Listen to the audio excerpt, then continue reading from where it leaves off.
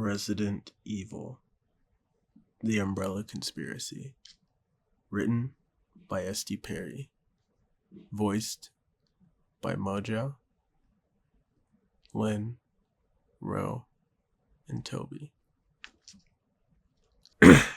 Latham Weekly, June 2nd, 1998. Bizarre murders committed in Raccoon City. The mutilated body of 42-year-old Anna Mataki was found late yesterday in an abandoned lot not too far from her home in northwest Raccoon City, making her the fourth victim of the supposed cannibal killers to be found in or near the Victory Lake district in the last month. Consistent with the coroner reports of the other recent victims, Mataki's corpse showed evidence of having been partially eaten, the bite patterns apparently formed by human jaws. Shortly after the discovery of Miss Mataki by two joggers, approximately 9 o'clock last night, Chief Irons made a brief statement insisting that the RPD is working diligently to apprehend the perpetrators of such heinous crimes, and that he's currently consulting with city officials about more drastic protection measures for Raccoon citizens. In addition to the murderous spree of the cannibal killers, 3 others have died from probable animal attacks in Raccoon Forest in the past several weeks, bringing the toll of mysterious deaths up to 7. Raccoon Times, June 22nd, 1998. Horror in Raccoon, more victims dead. The bodies of a young couple were found early Sunday morning in Victory Park, making Deanne Rush and Christopher Smith the 8th and 9th victims in the reign of violence that has terrorized the city since mid-May of this year. Both victims, aged 19, were reported as missing by concerned parents late Saturday night and were discovered by police officers on the west bank of Victory Lake at approximately 2 a.m. Although no formal statement has been issued by the police department, witnesses to the discovery confirmed that both youths suffered wounds similar to those found on prior victims. Whether or not the attackers were human or animal has yet to be announced. According to friends of the young couple, the two had talked about tracking down the rumored wild dogs recently spotted in the heavily forested park, and had planned to violate citywide curfew in order to see one of the alleged nocturnal creatures. Mayor Harris has scheduled a press conference this afternoon and is expected to make an announcement regarding the current crisis, calling for a stricter enforcement of the curfew. Cityside, July 21st, 1998. STARS, Special Tactic and Rescue Squad, sent in to save Raccoon City. With the reported disappearance of 3 hikers in Raccoon Forest earlier this week, city officials have finally called on for a roadblock on Rural Route 6 at the foothills of the Arklay Mountains. Police Chief Brian Irons announced yesterday that the STARS will participate full-time for the search of the hikers and will also be working closely with the RPD until there's an end of this rash of murder and disappearances that are destroying our community. Chief Irons, a former STARS member himself, said today in an exclusive Cityside telephone interview that it is high time to employ the talents of these dedicated men and women toward the safety of this city. We've had 9 brutal murders here in the last 2 months, and at least 5 disappearances now. And all these events have taken place in a close proximity to Raccoon Forest. This leads us to believe the perpetrators of these crimes may be hiding somewhere in the Victory Lake district, and the STARS have just the kind of experience we need to find them. When asked why the STARS hadn't been assigned to the cases until now, Chief Irons would only say that the STARS had been assisting the RPD since the beginning, and that they would be a welcome addition to the task force currently working on the murders full-time. Founded in New York in 1967, the privately funded STARS organization was originally created as a measure against cult-affiliated terrorism by a group of retired military officials and ex-field operatives from both the CIA and FBI. Under the guidance of former NDSA Director Marco Palmieri, the group quickly expanded its services to everything from hostage negotiation to code breaking to riot control. Working with local police agencies, each branch office of the STARS is designed to work as a complete unit in itself. The STARS set up its Raccoon City branch through the fundraising efforts of several local businesses in 1972, and is currently led by Captain Albert Wesker, promoted to the position less than 6 months ago. 1. Jill was already late for the briefing when she somehow managed to drop her keys into her cup of coffee on the way out the door. There was a muted ting as they hit the bottom, and, as she paused in mid-stride, staring in disbelief at the steaming ceramic mug, the thick stack of files she carried under her other arm slid smoothly to the floor. Paper clips and sticky notes scattered across the tan carpeting. Ah, shit. She checked her watch as she turned back toward the kitchen, cup in hand. Wesker had called the meeting for 1900 sharp, which meant she had about 9 minutes to make the 10-minute drive, find parking, and get her butt into a chair. The first full disclosure meeting since the Stars had gotten the case. Hell, the first real meeting since she'd made the Raccoon transfer. And she was going to be late. Figures. Probably the first time in years I actually give a rat's ass about being on time and I fall apart at the door. Muttering darkly, she hurried to the sink, feeling tense and angry with herself for not getting ready earlier. It was the case. The goddamn case. She'd picked up her copies of the ME files right after breakfast and spent all day digging through the reports, searching for something that the cops had somehow missed and feeling more and more frustrated as the day slipped past and she'd failed to come up with anything new. She dumped the mug and scooped up the warm, wet keys, wiping them against her jeans as she hurried back to the front door. She crouched down to gather the files and stopped, staring down at the glossy color photo that had ended up on top. Oh, girls. She picked it up, slowly, knowing that she didn't have time and yet unable to look away from the tiny, blood-spattered faces. She felt the knots of tension that had been building all day intensify, and for a moment it was all she could do to breathe as she stared at the crime scene photo. Becky and Priscilla McGee, ages 9 and 7. She'd flipped past it earlier, telling herself that there was nothing there that she needed to see. But it isn't true, is it? You can keep pretending, or you can admit it. Everything's different now. It's been different since the day they died. When she'd moved to Raccoon, she'd been under a lot of stress, feeling uncertain about the transfer, not even sure she wanted to stay with the Stars. She was good at the job, but had only taken it because of Dick. After the indictment, he'd started to pressure her to get into another line of work. It had taken a while, but her father was persistent, telling her again and again that one Valentine in jail was one too many, even admitting that he was wrong to raise her the way he had. With her training and background, there wasn't a whole lot of options. But the Stars, at least, appreciated her skills and didn't care how she came by them. The pay was decent, there was an element of risk she'd grown to enjoy. In retrospect, the career change had been surprisingly easy. It made Dick happy and gave her the opportunity to see how the other half lived. Still, the move had been harder on her than she'd realized. For the first time since Dick had gone inside, she felt truly alone. And working for the law had started to seem like a joke. The daughter of Dick Valentine, working for truth, justice, and the American way. Her promotion to the Alphas, a nice little house in the suburbs, it was crazy. And she'd been giving serious thought to just blowing out of town, giving the whole thing up, and going back to what she'd been before.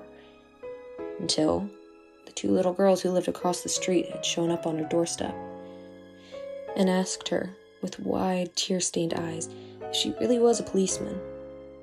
Their parents were at work and they couldn't find their dog. Becky in her green school dress, little Pris in her overalls, both of them sniffling and shy. The pup had been wandering through a garden only a few blocks away. No sweat.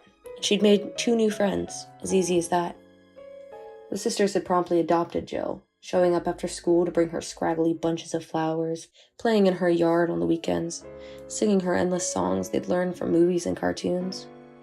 It wasn't like the girls had miraculously changed her outlook or taken away her loneliness, but somehow her thoughts of leaving had been put on a back burner, left alone for a while. For the first time in her 23 years, she'd started to feel like a part of the community she lived and worked in, the change so subtle and gradual that she'd hardly noticed. 6 weeks ago, Becky and Pris had wandered away from a family picnic in Victory Park and became the first 2 victims of the psychopaths that had since terrorized the isolated city.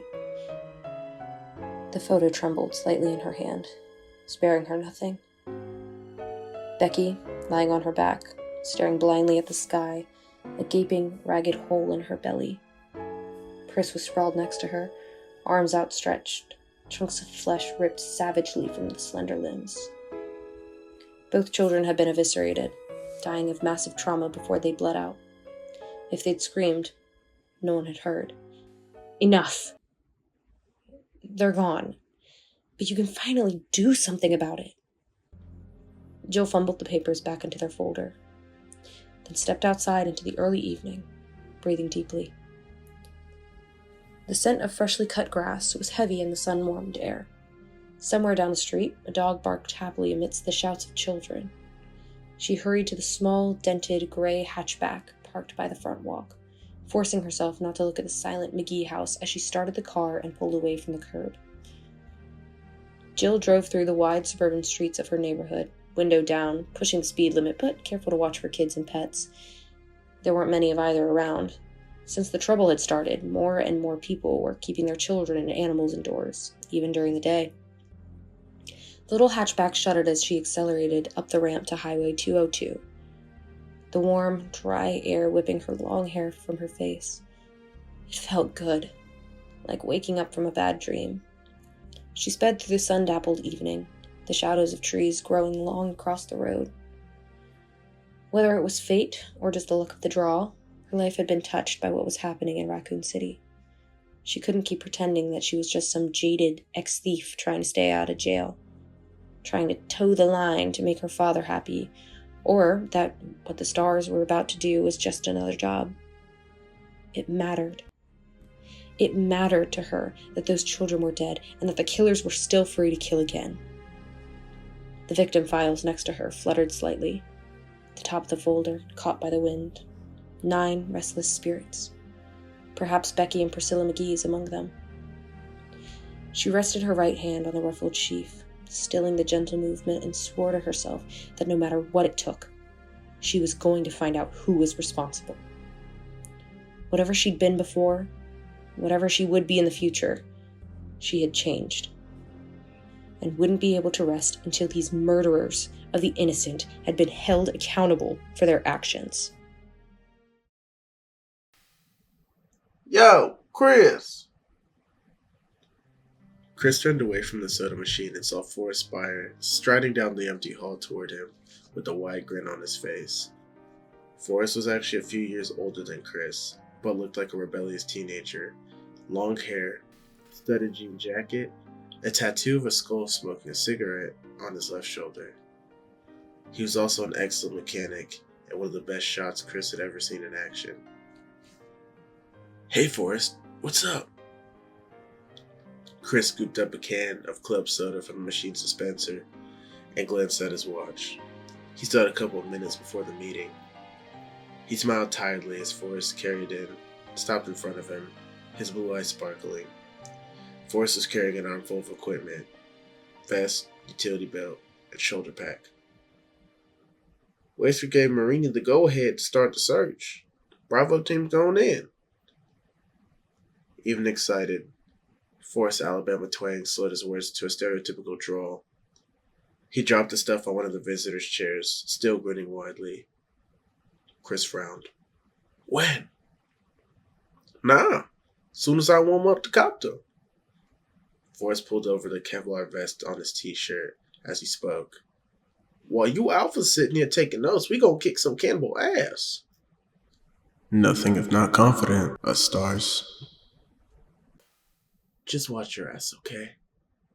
I still think there's more going on here than a couple of slobbering nut jobs hanging around the woods. You know it. Forrest pushed his hair back and grabbed his utility belt, obviously already focused on the mission.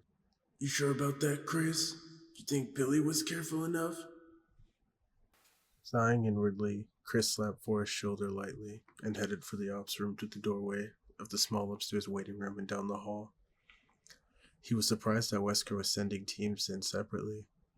Although it was standard for the less experienced stars to do the initial recon, this wasn't exactly a standard operation. The number of deaths they were dealing with alone was enough to call for a more aggressive offense. The fact there were signs of organization to the murders should have brought it to A1 status, and Wesker was still treating it like some kind of training run. Nobody else sees it. They didn't know Billy. Chris thought again to the late night call he'd gotten last week from his childhood friend.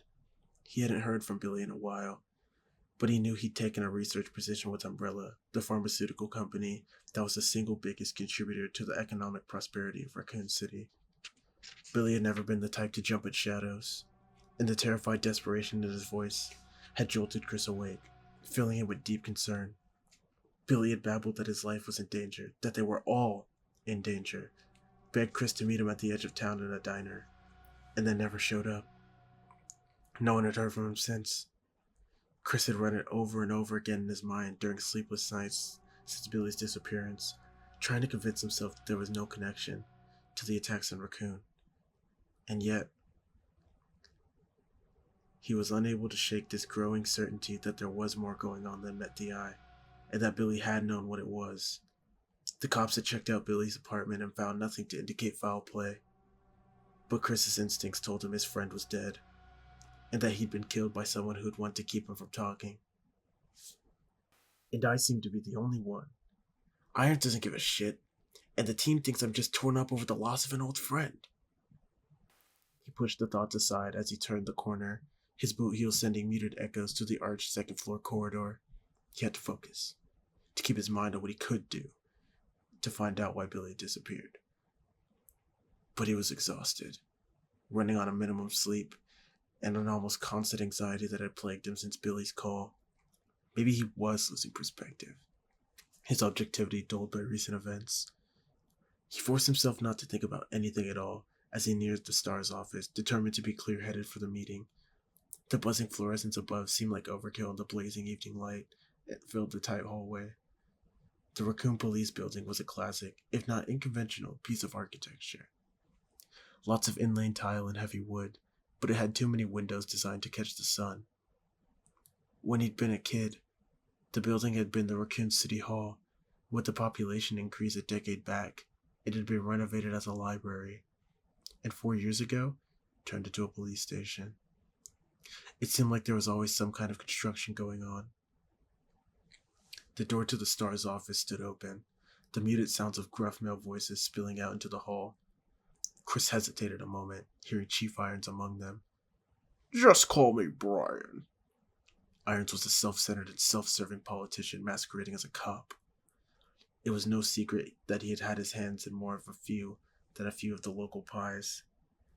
He'd even been implicated in the Cider District land scam back in '94, and although nobody had anything to prove it in court, anyone who knew him personally didn't harbor any doubt. Chris shook his head, listening to Irons' greasy voice. Hard to believe he'd once led the Raccoon Stars, even as a paper pusher. Maybe even harder to believe that he'd probably end up as mayor someday.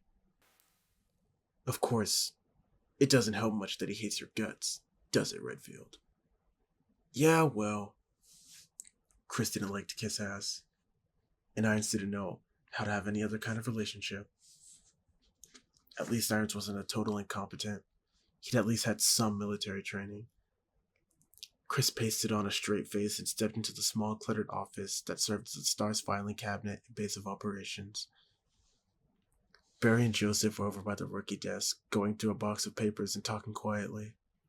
Brad Vickers, the Alpha pilot, was drinking coffee and staring at the main computer screen a few feet away, a sour expression on his mild features.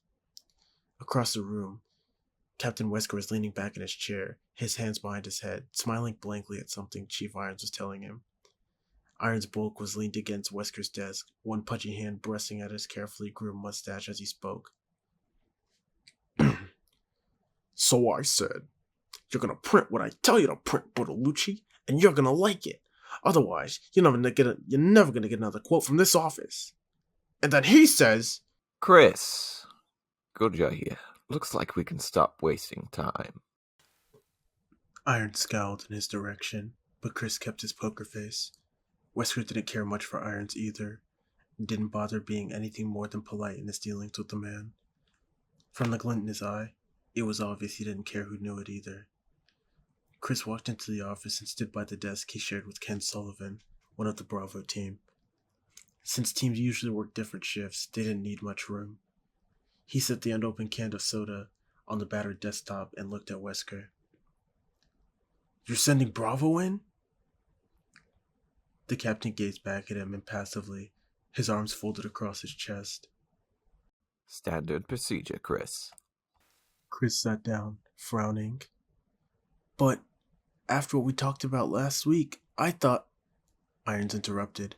"I gave the order, Redfield, and I know you think there's some type of cloak and dagger thing going on here, but I don't see any reason to deviate from policy."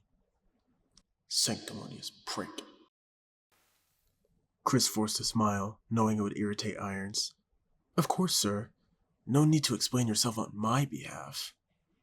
Irons glared at him for a moment, his piggy little eyes snapping, then apparently decided to let it drop. He turned back to Wesker. "I'll expect a report when Bravo returns. Now if you'll excuse me, Captain." Wesker nodded. Chief? Iron stalked past Chris and out of the room. He'd been gone less than a minute before Barry started in. "You think the chief took a shit today? Maybe we all ought to pitch in for Christmas and get him some laxatives." Joseph and Brad laughed, but Chris couldn't bring himself to join in. Irons was a joke, but his mishandling of the investigation wasn't all that funny. The star should have been called in at the beginning instead of acting as RPD backup. He looked back at Wesker, the man's perpetually composed expression hard to read. Wesker had taken over the Raccoon Stars only a few months ago, transferred via the home office in New York, and Chris still didn't have any real insight into his character. The captain seemed to be everything he was reputed to be: smooth, professional, cool. But there was a kind of distance to him, a sense that he was often far removed from what was going on. Chris nodded. Wesker could make recommendations, but Irons was the only one who could upgrade a mission status. "Not your fault." Barry walked towards them, scruffing at his short reddish beard with one giant fist. Barry Burton was only 6 feet tall, but built like a truck. His only passion outside of his family and his weapons collection was weightlifting, and it showed. "Don't sweat it, Chris. Marini will call us in the second he smells trouble. Irons is just pulling your chain." Chris nodded again, but he didn't like it. Hell, Enrico Marini and Forrest Spire were the only two experienced soldiers in Bravo. Ken Sullivan was a good scout and a brilliant chemist, but in spite of his stars training, he couldn't hit the broadside of a barn. Richard Aiken was a top-rate communications expert, but he also lacked field experience. Rounding out Bravo team was Rebecca Chambers, who had only been with the Stars for 3 weeks, supposed to be some kind of medical genius. Chris had met her a couple of times. She seemed bright enough, but she was just a kid. It's not enough. Even with all of us, it may not be enough. He cracked open the soda, but didn't drink any. Wondering what the Stars were going up against, Billy's pleading, desperate words echoing through his mind. "They're gonna kill me, Chris. They're gonna kill everyone. Everyone who knows. Meet me at Emmy's, now. I'll tell you everything." Exhausted, Chris stared off into space, alone in the knowledge that the savage murders were only the tip of the proverbial iceberg. Barry stood by Chris's desk for a minute, trying to think of something else to say. But Chris didn't look like he was in the mood for conversation. Barry shrugged inwardly and headed back to where Joseph was going through files. Chris was a good guy. He just took things too hard sometimes.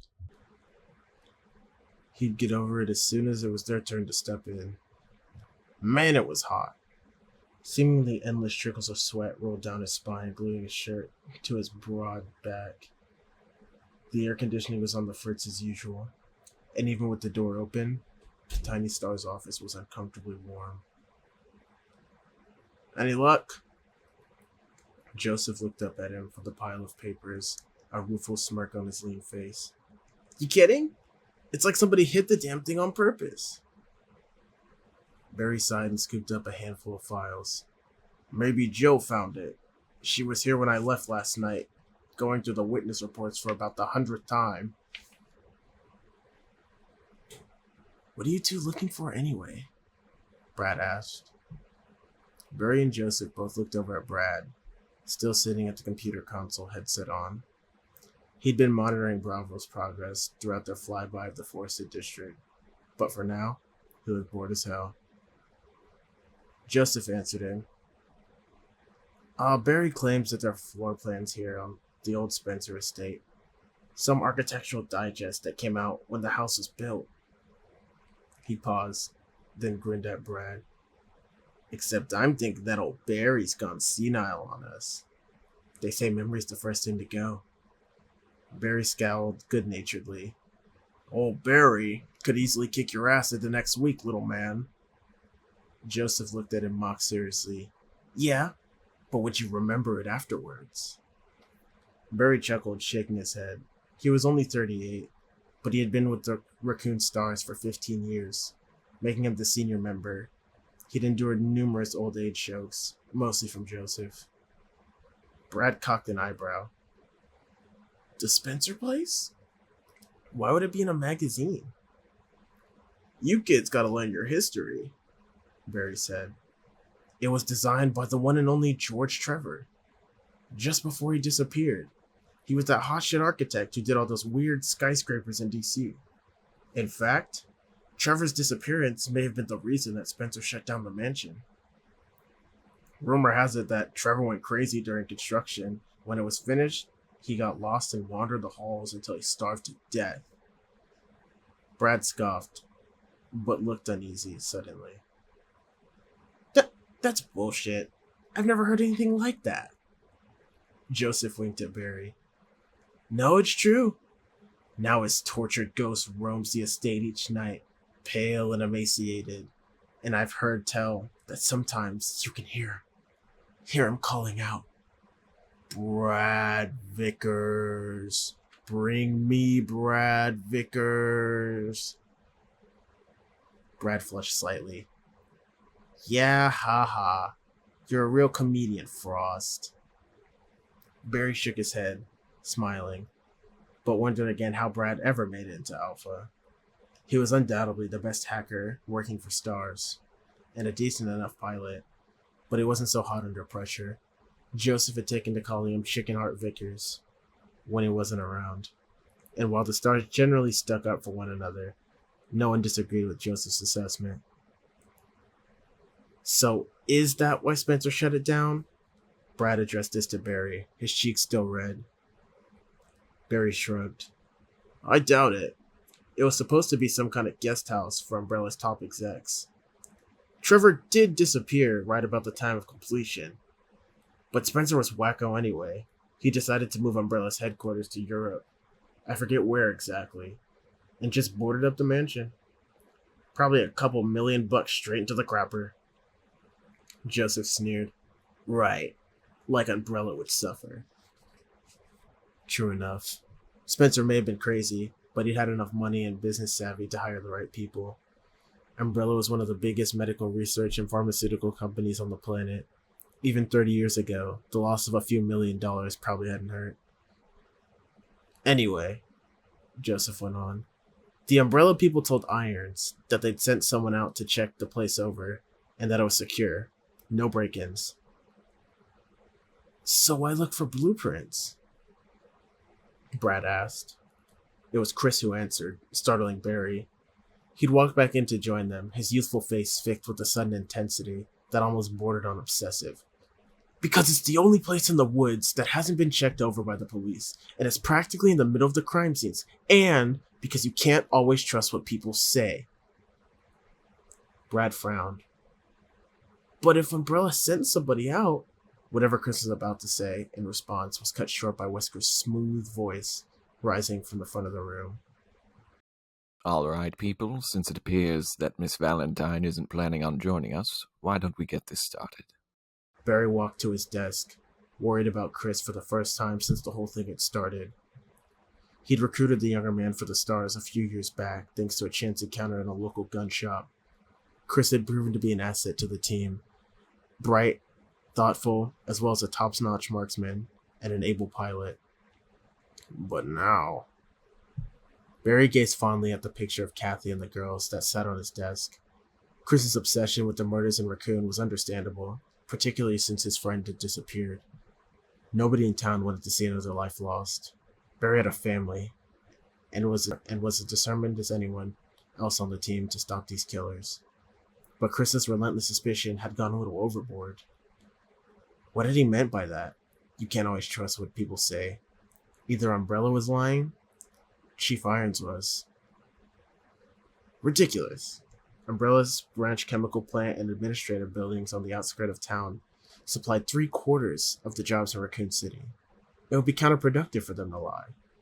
Besides, Umbrella's integrity was at least solid as any other major corporations. Maybe a little industrial espionage, but medical secret swapping was a far cry from murder. And Chief Irons, though a fat, Weasley blowhard, wasn't the kind to get his hands dirtier than they'd get accepting illegal campaign funds. The guy wanted to be mayor, for Christ's sake. Barry's gaze lingered on the picture of his family a moment longer before he turned his chair around to face Wesker's desk. And suddenly he realized he wanted Chris to be wrong. Whatever was going on in Raccoon City, that kind of vicious brutality couldn't be planned. And that meant Barry didn't know what that meant. He sighed and waited for the meeting to begin.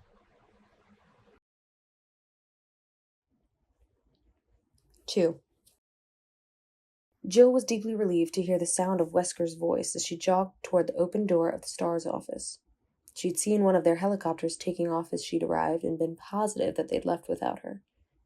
The Stars were a fairly casual outfit in some respects, but there wasn't any room for people who couldn't keep up, and she wanted very much to be in on this case from the beginning. The RPD has already established a perimeter search, spanning sectors 1, 4, 7, and 9. It's the central zones we're concerned with, and Bravo was set down here. At least she wasn't too late. Wesker always ran meetings the same way. Update speech, theory, then Q&A. Jill took a deep breath and stepped into the office. Wesker was pointing to a posted map at the front of the room, dotted with colored tags where the bodies had been found. He hardly faltered in his speech as she walked quickly to her desk, feeling suddenly like she was back in basic training and had shown up late for class. Chris Redfield threw her a half-smile as she sat down, and she nodded back at him before focusing on Wesker. She didn't know any of the Raccoon team that well, but Chris had made a real effort to make her feel welcome since she'd arrived. After a flyby of the other central areas, once they report in, we'll have a better idea of where to focus our energies. But what about the Spencer place? Chris asked. It's practically in the middle of the crime scenes. If we start there, we can conduct a more complete search.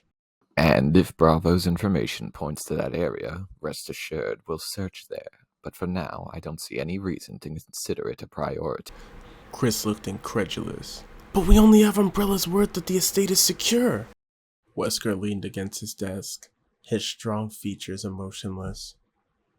Chris, we all want to get to the bottom of this, but we have to work as a team, and the best approach here is to do a thorough search for those missing hikers before we start jumping to conclusions. Bravo will take a look-see, and we'll conduct this by the book. Chris frowned but said nothing more. Jill resisted the urge to roll her eyes at Wesker's little speech. He was doing the right thing, technically, but had left out the part about it being politic to do as Chief Irons wanted.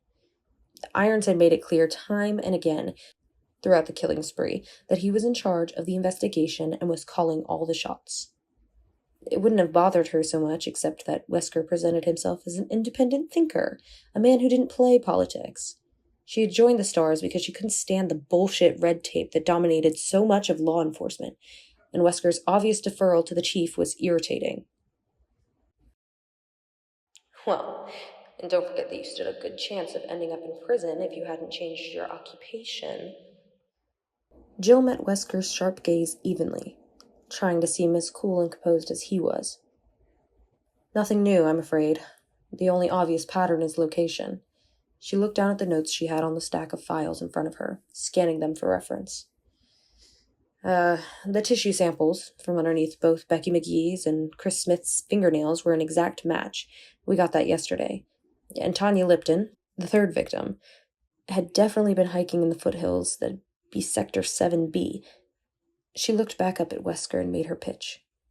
My theory, at this point, is that there's a possible ritualistic cult hiding in the mountains, 4 to 11 members strong, with guard dogs trained to attack intruders in their territory. Extrapolate.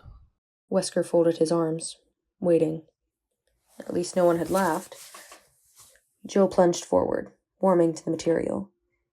The cannibalism and dismemberment suggest ritualistic behavior, as does the presence of decomposed flesh found on some of the victims. Like the killers are carrying parts of previous unknown victims on their attacks.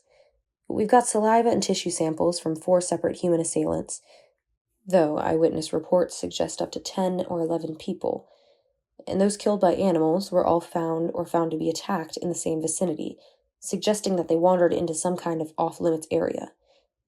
The saliva traces appear to be canine, though there's still some disagreement. She trailed off, finished. Wesker's face betrayed nothing, but he nodded slowly. Not bad. Not bad at all. Disprove? Jill sighed. She hated having to shoot her own theory down, but that was part of the job, and in all honesty, the part that most encouraged clear, rational thinking. The stars trained their people not to fixate on any single path to the truth. She glanced at her notes again. It's highly unlikely that a cult that big would move around much, and the murders started too recently to be local. The RPD would have seen signs before now, some escalation of this kind of behavior. Also, the level of post-mortem violence indicates disorganized offenders, and they usually work solo. Joseph Frost, the Alpha Vehicle Specialist, piped up from the back of the room. The animal attack part works, though. Protecting the territory and all that. Wesker scooped up a pen and walked to the dry erase board next to his desk, talking as he moved. I agree. He wrote territorially on the board and then turned back to face her. Anything else? Jill shook her head, but felt good that she'd contributed something. She knew the cult aspect was reaching, but it had been all she could come up with. The police certainly hadn't come up with anything better. Wesker turned his attention to Brad Vickers, who suggested that it was a new strain of terrorism and that demands would be made soon. Wesker put terrorism on the board, but didn't seem enthusiastic about the idea. Neither did anyone else. Brad quickly went back to his headset, checking on Bravo team's status. Both Joseph and Barry passed on theorizing, and Chris's views on the killings were already well known, if vague. He believed that there was an organized assault going on, and that external influences were involved somehow. Wesker asked if he had anything new to add, stressing new, Jill noticed, and Chris shook his head, looking depressed. Wesker capped the black pen and sat on the edge of his desk, gazing thoughtfully at the blank expanse of the board. It's a start, he said. I know you've all read the police and coroner reports and listened to the eyewitness accounts. Vickers here, over. From the back of the room, Brad spoke quietly into his headset, interrupting Wesker. The captain lowered his voice and continued. Now, at this point, we don't know what we're dealing with. And I know that all of us have some concerns with how the RPD has been dealing with the situation. But now that we're on the case, What? At the sound of Brad's raised voice, Jill turned toward the back of the room, along with everyone else. He was standing up, agitated. One hand pressed to the earpiece of his set. Bravo team, report! Repeat, Bravo team, report! Wesker stood up. Vickers, put it on comm. Brad hit the switch on his console, and the bright, crackling sound of static filled the room. Jill strained to hear a human voice amidst the fuzz, but for several tense seconds, there was nothing. Then... Copy! Malfuck shit, have to... The rest was lost in a burst of static. It sounded like Enrico Marini, the Bravo team leader. Jill chewed at her lower lip and exchanged a worried glance with Chris. Enrico had seemed frantic. They all listened for another moment, but there was nothing more than the sound of open air. Position. Wesker snapped. Brad's face was pale. They're in Sector 22, tail end of C. Except I've lost the signal. The transmitter's offline. Jill felt stunned. Saw the feeling reflected in the faces of the others. The helicopter's transmitter was designed to keep working no matter what. The only way it would shut down was if something big happened, the entire system blanking out or being seriously damaged. Something like a crash. Chris felt his stomach knot as he recognized the coordinates. The Spencer estate. Marini had said something about a malfunction. It had to be a coincidence, but it didn't feel like one. The Bravos were in trouble, and practically on top of the old Umbrella mansion. All of this went through his head in a split second, and then he was standing, ready to move. Whatever happened, the stars took care of their own. Wesker was already in action. He addressed the team even as he reached for the keys, headed for the gun safe. Joseph, take over the board and keep trying to raise them. Vickers, warm up the copter and get clearance. I want us ready to fly in 5. The captain unlocked the safe as Brad handed the headset to Joseph and hurried out of the room. The reinforced metal door swung open, revealing an arsenal of rifles and handguns, shelved above the boxes of ammo. Wesker turned to the rest of them, his expression as bland as ever, but his voice brisk with authority. Barry, Chris, I want you to get the weapons into the copter, loaded and secured. Jill, get the vests and packs and meet us on the roof. He clipped a key off his ring and tossed it to her. I'm going to put a call in to Irons.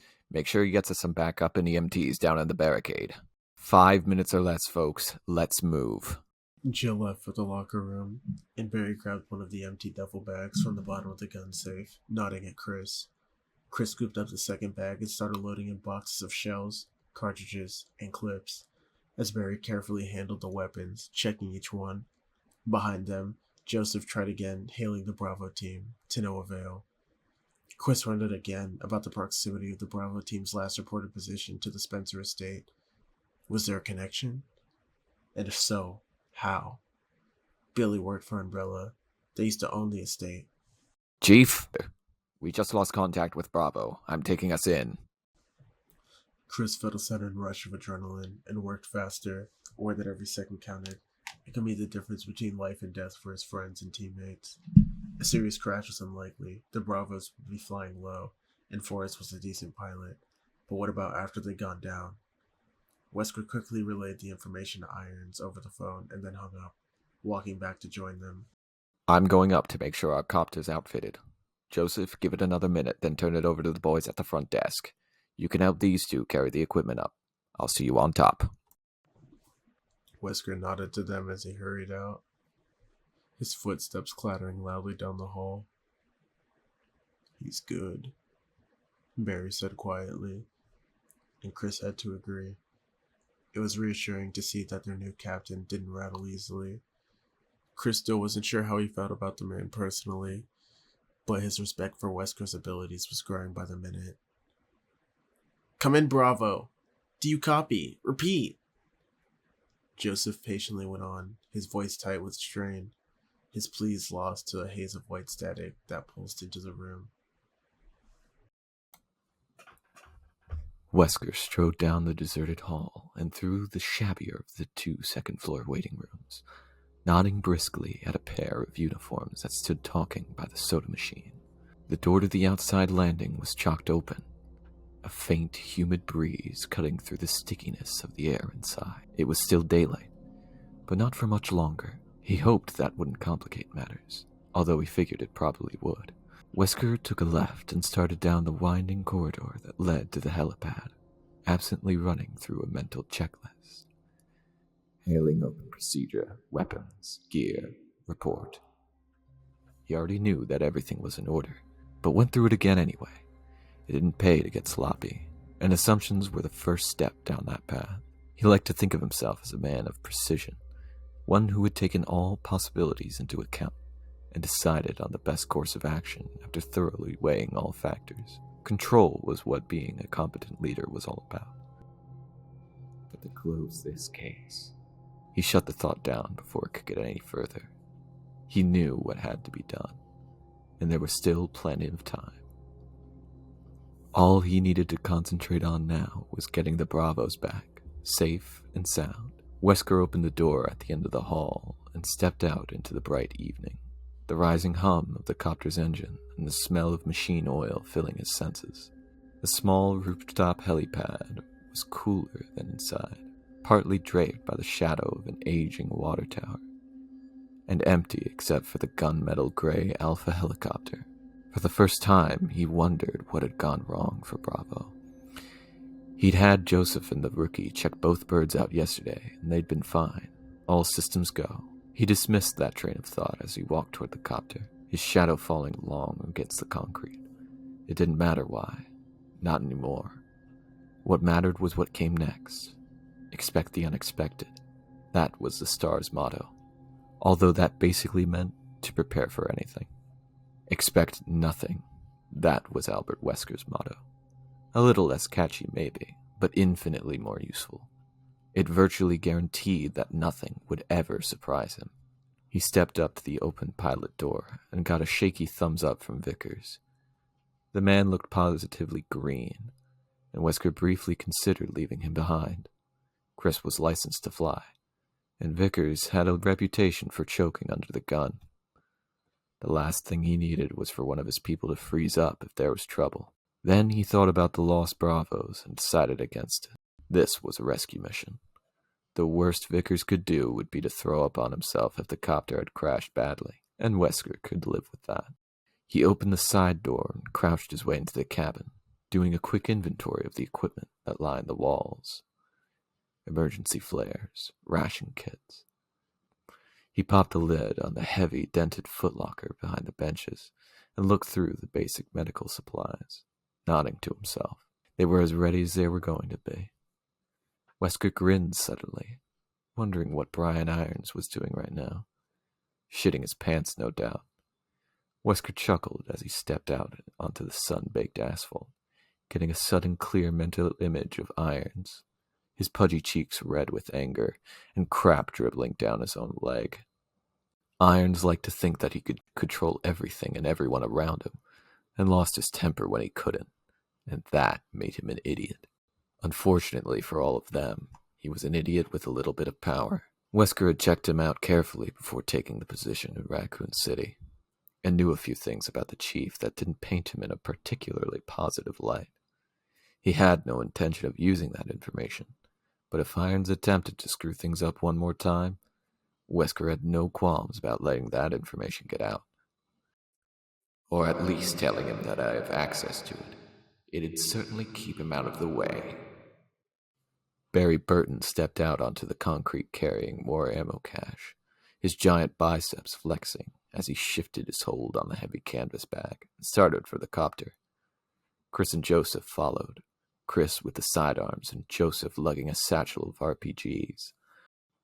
The compact grenade launcher slung over one shoulder. Wesker marveled at Burton's brute strength as the Alpha climbed in and casually set the bag down, as though it didn't weigh over 100 pounds. Barry was bright enough, but in the stars, muscle was a definite asset. Everyone else in his squad was in good shape, but compared to Barry, they were pencil necks. As the three of them stored the equipment, Wesker turned his attention back to the door, watching for Jill. He checked his watch and frowned. It had been just under 5 minutes since their last contact with Bravo. They had made excellent time. So where the hell was Valentine? He hadn't interacted with her much since she'd come to Raccoon, but her file was a rave review. She'd gotten high recommendations from everyone she'd worked with, praised by her last captain as highly intelligent and unusually calm in a crisis. She'd have to be with her history. Her father was Dick Valentine, the best thief in the business a couple of decades back. He trained her to follow in his footsteps, and word had it that she had done quite well until Daddy had been incarcerated. Prodigy or no, she could stand to buy a decent watch. He silently urged Jill to get her ass into gear and motioned for Vickers to start the blades turning. It was time to find out how bad things were out there. 3. Jill turned toward the door of the dim and silent Star's locker room, her arms full with 2 bulging duffel bags. She set them down and quickly pulled her hair back, tucking it into a well-worn black beret. It was really too hot, but it was her lucky hat. She glanced at her watch before hefting the bags, pleased to note that it had only taken her 3 minutes to load up. She'd gone through all of the Alpha lockers, grabbing utility belts, fingerless gloves, Kevlar vests, and shoulder packs, noting that the lockers reflected their users' personalities. Barry's had been covered with snapshots of his family and a pin-up from a gun magazine, a rare .45 Luger, shining against red velvet. Chris had pictures of his Air Force buddies up, and the shelves were a boyish mess. Crumpled t-shirts, loose papers, even a glow-in-the-dark yo-yo with a broken string. Brad Vickers had a stack of self-help books, and Joseph a Three Stooges calendar. Only Wesker's had been devoid of personal effects. Somehow, it didn't surprise her. The captain struck her as too tightly wound to place much value on sentiment. Her own locker held a number of used paperback true crime novels, a toothbrush, floss, breath mints, and 3 hats. On the door was a small mirror and an old, frayed photo of her and her father, taken when she was a child and they'd gone to the beach one summer. As she'd quickly thrown the Alpha gear together, she decided that she'd redecorate when she had free time. Anyone looking through her locker would think she was some kind of dental freak. Jill crouched a bit and fumbled at the latch to the door, balancing the awkward bags on one raised knee. She just grasped it when someone coughed loudly behind her. Startled, Jill dropped the bags and spun, looking for the cougher as her mind reflexively assessed the situation. The door had been locked. The small room held 3 banks of lockers, and had been quiet and dark when she'd come in. There was another door in the back of the room, but no one had come through it since she'd entered. Which means that someone was already here when I came in. In the shadows behind the last bank. A cop grabbing a nap? Unlikely. The department's lunchroom had a couple of bunks in the back. A lot more comfortable than a narrow bench over cold concrete. Then maybe it's someone enjoying a little leisure time with a magazine. Her brain snarled. Does it matter? You're on the clock here. Get moving. Right. Jill scooped up the bags and turned to leave. Miss Valentine, isn't it? Shadow separated itself from the back of the room and stepped forward. A tall man with a low, musical voice. Early 40s. A thin frame. Dark hair and deep-set eyes. He was actually wearing a trench coat. An expensive one at that. Jill readied herself to move quickly if the need arose. She didn't recognize him. That's right, she said warily. The man stepped toward her, a smile flickering across his face. I have something for you, he said softly. Jill narrowed her eyes and shifted automatically into a defensive position, balancing her weight on the balls of her feet. Hold it, asshole. I don't know who the hell you think you are or what you think I want, but you're in a police station. She trailed off as he shook his head, grinning broadly, his dark eyes twinkling with mirth. You mistake my intentions, Miss Valentine. Excuse my manners, please. My name is Trent, and I'm a friend to the stars. Jill studied his posture and position and eased her own stance slightly, watching his eyes for even a flicker of movement. She didn't feel threatened by him exactly. But how did he know my name? What do you want? Trent grinned wider. Straight to the point. But of course, you're on a rather tight schedule. Though it's not what I want that's important. It's what I think you should have. He slowly reached into a pocket of his coat and pulled out what looked like a cell phone. Jill glanced quickly at the item he held, frowning. That? Yes, I've assembled a few documents that you should find interesting. Compelling, in fact. As he spoke, he held out the device. She reached for it, carefully, realizing as she did that it was a mini disc reader, a very complicated and costly microcomputer. Trent was well financed, whoever he was. Jill tucked the reader into her hip pack, suddenly more than a little curious. Who do you work for? He shook his head. That's not important. Not at this juncture. Although I will say that there are a lot of very important people watching Raccoon City right now. Oh, and are these people friends of the stars too, Mr. Trent? Trent laughed, a soft, deep chuckle. So many questions, so little time. Read the files, and if I were you, I wouldn't mention this conversation to anyone. It could have rather serious consequences. He walked toward the door in the back of the room, turning back to her as he reached for the knob. Trent's lined, weathered features suddenly lost all trace of humor, his gaze serious and intense. One more thing, Miss Valentine, and this is critical. Make no mistake, not everyone can be trusted, and not everyone is who they appear to be.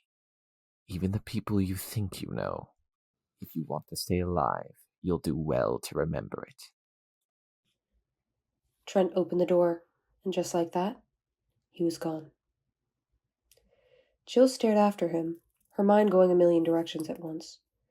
She felt like she was in some melodramatic old spy movie and had just met the mysterious stranger.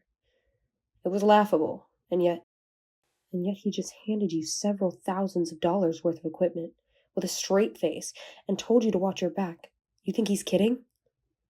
She didn't know what to think. She didn't have time to think it. The Alpha team was probably assembled, waiting and wondering where the hell she was.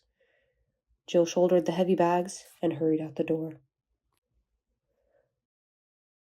They'd gotten the weapons loaded and secured. Wesker was getting impatient. Although his eyes were hidden by dark aviator sunglasses, Chris could see it in the captain's stance and the way he kept his head cocked toward the building. The helicopter was prepped and ready, the blades whipping warm, humid air to the tight compartment.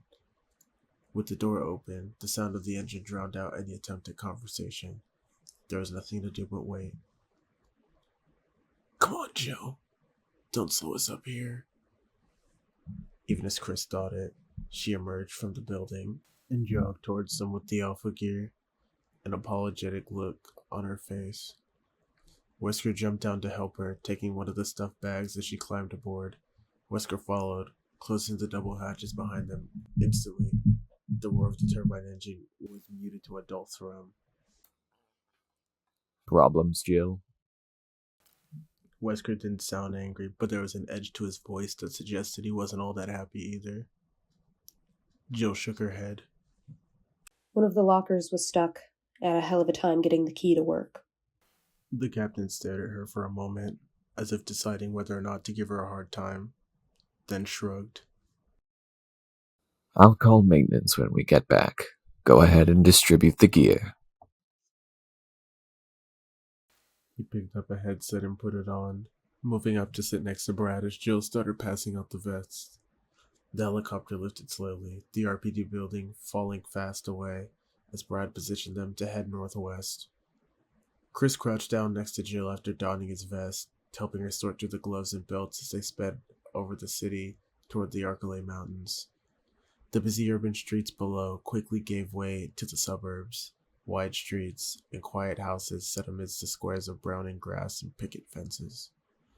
An evening haze had settled over the sprawling but isolated community, fussing the edges of the picturesque view and giving it an unreal, dreamlike quality.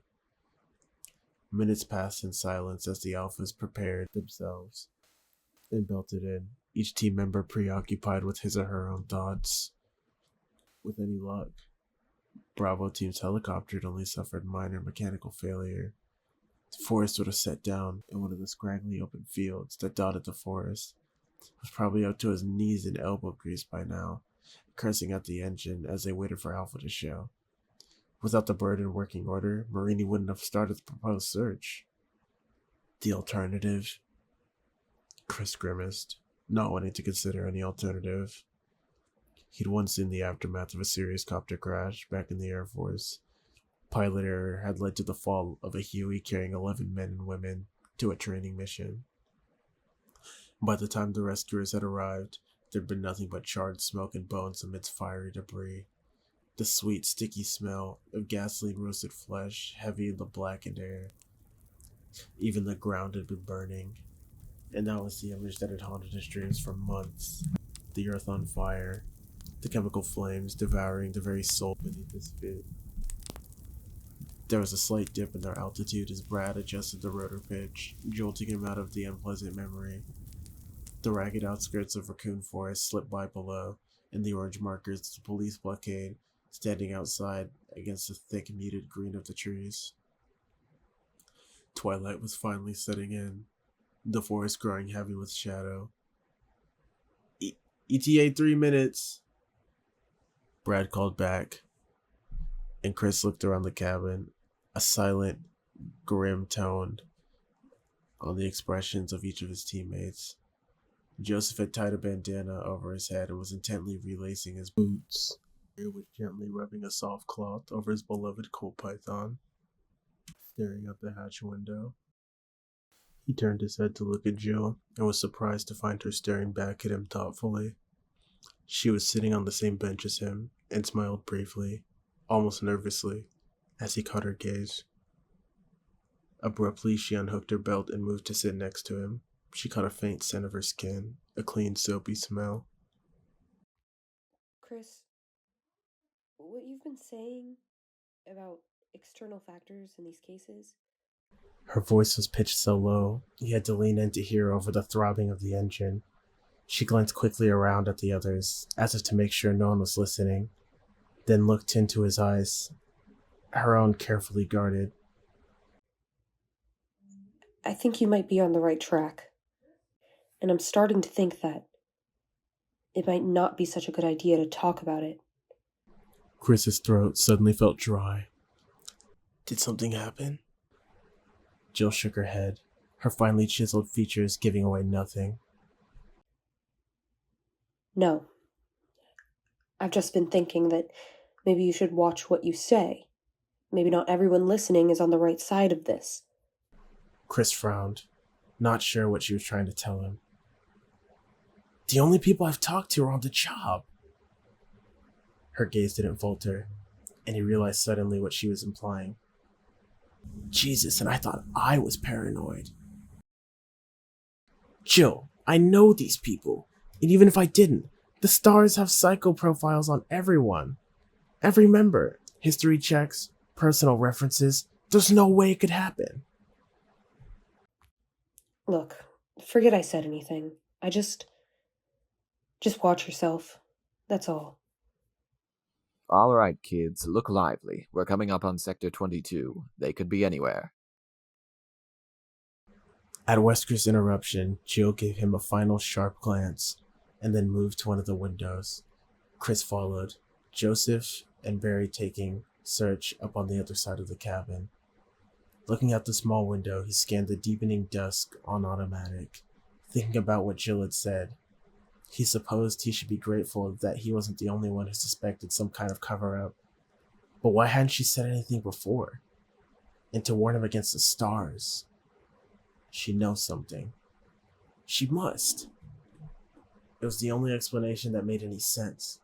He decided after they picked up Bravo, he'd talk to her again, try to convince her that going to Wesker would be their best bet. With both of them pushing, the captain would have to listen. He stared out at the seemingly endless sea of trees as the helicopter skimmed lower, forcing his full attention to the search. The Spencer estate had to be close, though they could see it in the fading light. Thoughts of Billy and Umbrella, and now Jill's strange warning, circled through his exhaustion, trying to break his focus, but he refused to give in. He was still worried about the Bravos. Though as the trees swept by, he was becoming more and more convinced that they weren't in any real trouble. It probably was nothing worse than a crossed wire, forced to just shut it down to make repairs. Then he saw it, less than a mile away. Even as Jill pointed and spoke, his concern turned to cold dread. Look, Chris! An oily plume of black smoke boiled up to the last remnants of daylight, staining the sky like the promise of death. Oh no. Barry clenched his jaw, staring at the stream of smoke that rose up from the trees, feeling sick. Captain, 2 o'clock sharp! Chris called. Then they were turning, headed for the dark smudge that could only mean a crash. Wesker moved back into the cabin, still wearing his shades. He stepped to the window and spoke quietly, his voice subdued. Let's not assume the worst. There's a possibility that a fire broke out after they landed, or that they started the fire on purpose as a signal. Barry wished he could believe him, but even Wesker had to know better. With the copter shut down, a fire starting on its own was unlikely, and if the Bravos wanted to signal, they would have used flares. Besides which, wood doesn't make that kind of smoke. But whatever it is, we won't know until we get there. Now, if I could have your full attention, please. Barry turned away from the window, saw the others do the same. Chris, Jill, and Joseph all wore the same look, as he imagined he did. Shock. Stars sometimes got hurt in the line of duty. It's part of the job. But accidents like this? Wesker's only visible sign of distress was the set line in his mouth, a thin, grim line, tanned against his skin.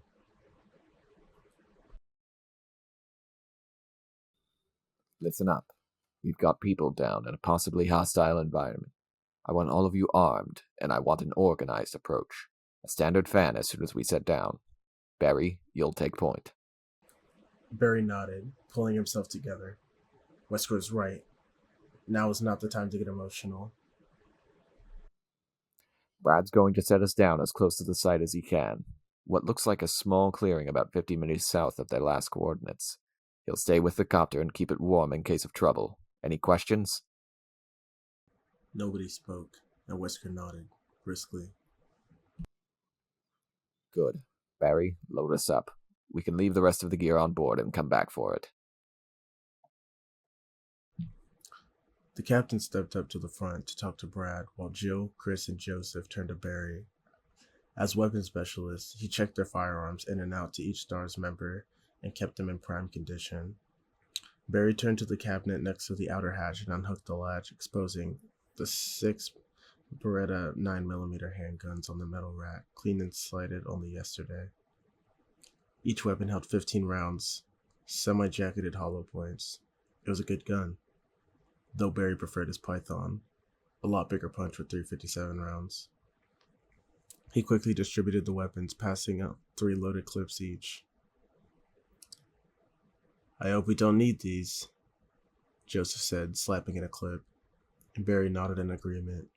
Just because he paid his dues to the NRA didn't mean he was some kind of trigger-happy dumbass looking to kill. He just liked guns.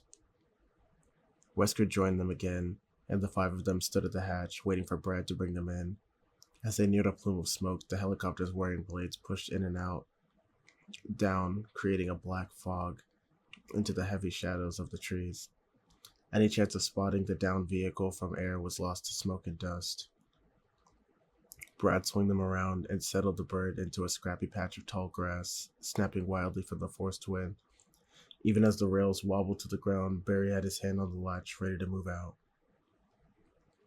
A warm hand fell on his shoulder. Barry turned and saw Chris, looking at him intently. "We're right behind you," Chris said, and Barry nodded.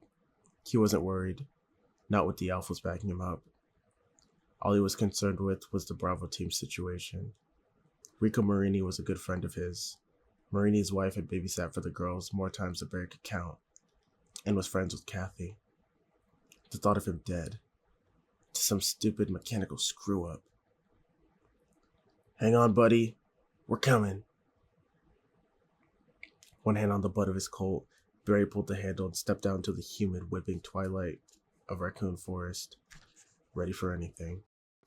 They spread out and started north, Wesker and Chris behind and to Barry's left, Jill and Joseph on his right. Directly in front of them was a sparse stand of trees, as the Alpha's copter blades revved down.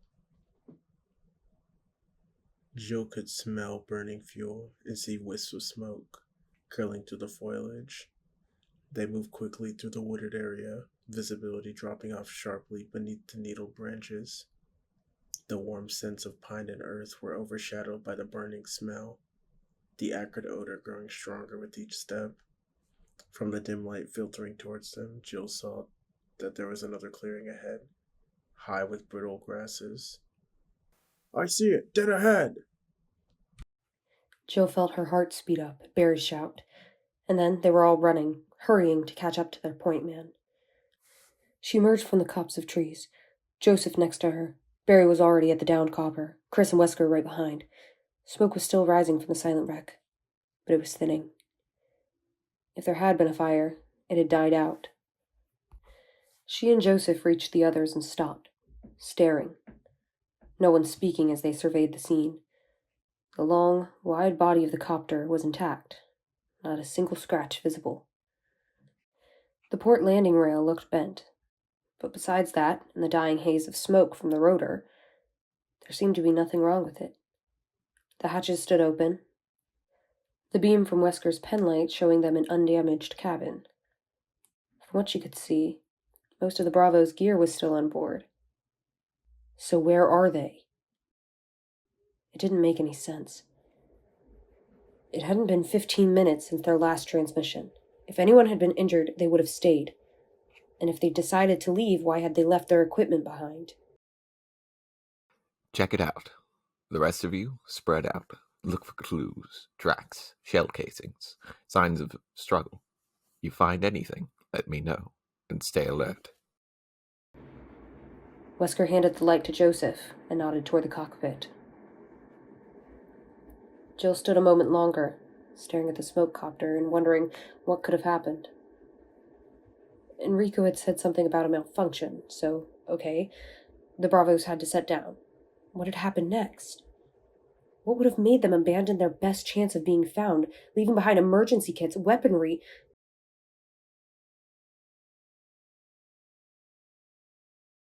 Jill saw a couple of bulletproof vests crumpled next to the hatch and shook her head, adding it to the growing list of seemingly irrational actions. She turned to join the search as Joseph stepped out of the cockpit, looking as confused as she felt. She waited to hear his report as he handed the light back to Wesker, shrugging nervously. I don't know what happened. The bent rail suggests a forced landing, but except for the electrical system, everything seems fine. Wesker sighed and raised his voice so the others could hear. Circle out, people. 3 meters apart. Widen as we go. Jill moved over to stand between Chris and Barry, both men already scanning the ground at their feet as he slowly moved east and northeast of the helicopter. Wesker stepped into the cabin, probing the darkness with his penlight. Joseph headed west. Dry weeds crackled underfoot as they widened their circle, the only sound in the still, warm air except for the distant hum of the Alpha helicopter engine. Jill used her boots to search through the thick ground cover, brushing the tall grasses aside with each step. In another few moments, it'd be too dark to see anything. They needed to break out the flashlights. Bravo had left theirs behind. Jill stopped suddenly, listening. The sighing, crackling steps of the others. The faraway drone of their copter and nothing else. Nothing. Not a chirp, a chitter. Nothing. They were in the woods, in the middle of summer.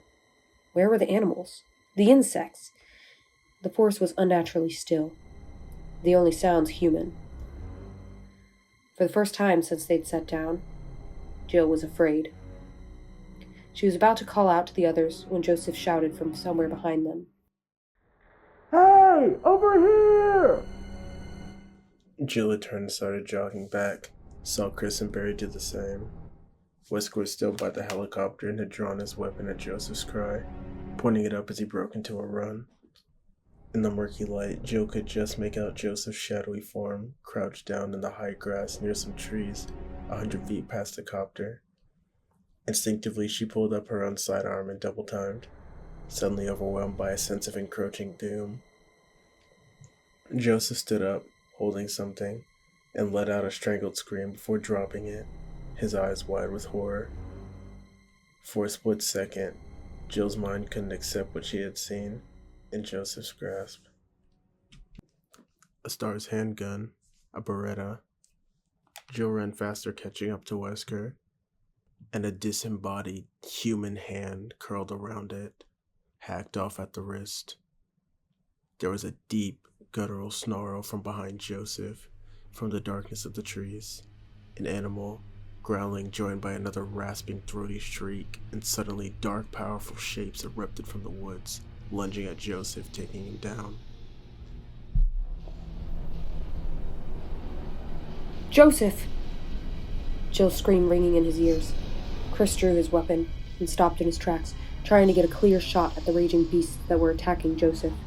Wesker's penlight sent a thin beam dancing over the writhing creatures, illuminating a nightmare. Joseph's body was all but hidden by the three animals that tore at him, ripping at him with gnashing, dripping jaws. They were the size and shape of dogs, as big as German shepherds maybe, except they seemed to have no fur, no skin. Wet, red, sinew, and muscle flashed beneath Wesker's wavering light. The dog creatures shrieking and snapping in a frenzy of bloodlust. Joseph cried out, a burbling, liquid sound as he flailed weakly at the savage attackers, blood pouring from multiple wounds. It was the scream of a dying man. There was no time to waste. Chris targeted and opened fire. 3 rounds smacked wetly into one of the dogs, a 4th shot going high. There was a single, high-pitched yelp, and the beast went down, its sides heaving. The other 2 animals continued their assault, indifferent to the thunderous shots. Even as Chris watched in horror, one of the slavering hellhounds lunged forward and ripped out Joseph's throat, exposing bloody gusto and the glistening sickness of bone. Stars opened up, sending a rain of explosive fire at Joseph's killers. Red spatters burst into the air. The dog things still trying to get at the spasming corpse while bullets riddled their strange flesh. With a series of harsh, barking mules, they fell and didn't rise again. Hold your fire. Chris took his finger off the trigger, but continued to point the handgun at the fallen creatures, ready to blow apart the first one that so much as twitched. 2 of them were still breathing, growling softly through panting gasps. The third sprawled lifelessly next to Joseph's mutilated body. They should be dead. Should have stayed down at the first shots. What are they? Wesker took a single step toward the slaughter in front of them, when all around deep, echoing howls filled the warm night air, shrill voices of predatory fury coming at the stars from all directions. Back to the copter, now! Chris ran, Barry and Jill in front of him, and Wesker bringing up the rear. The 4 of them sprinted through dark trees, unseen branches slapping at them as the howls grew louder and more insistent. Wesker turned and fired blindly into the woods as they stumbled toward the waiting helicopter, its blades already spinning. Chris felt relief sweep through him. Brad must have heard the shots. They still had a chance. Chris could hear the creatures behind him now, the sharp wrestling of lean, muscular bodies tearing through the trees.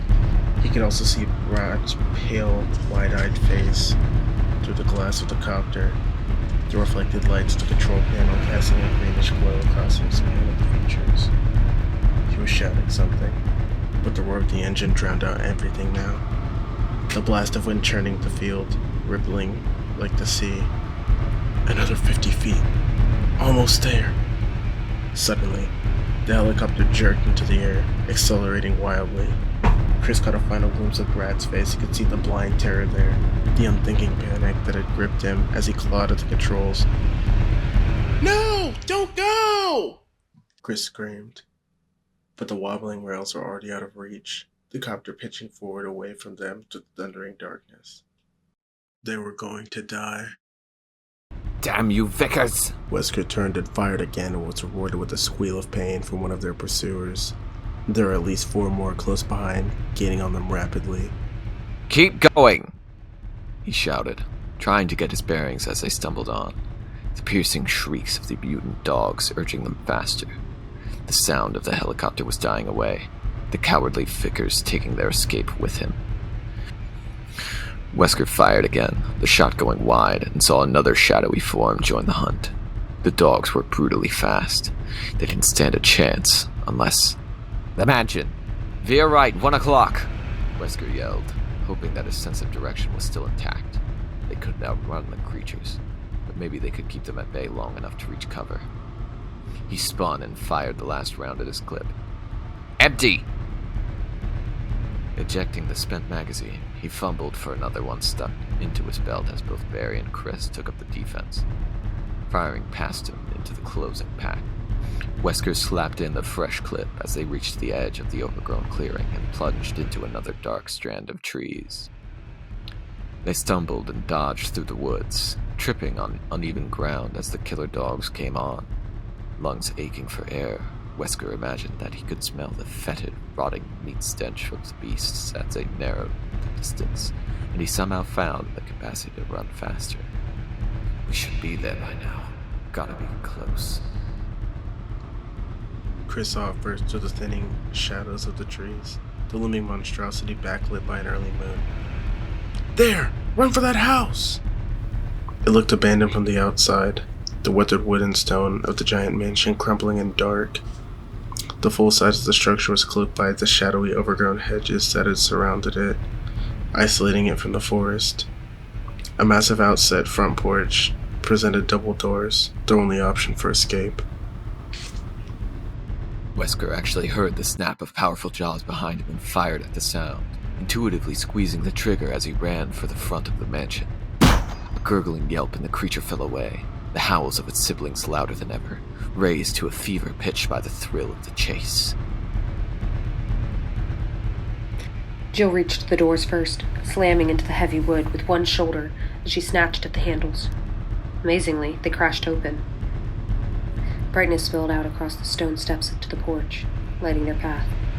She turned and started firing, providing cover as the three grasping men ran for the opening in the darkness.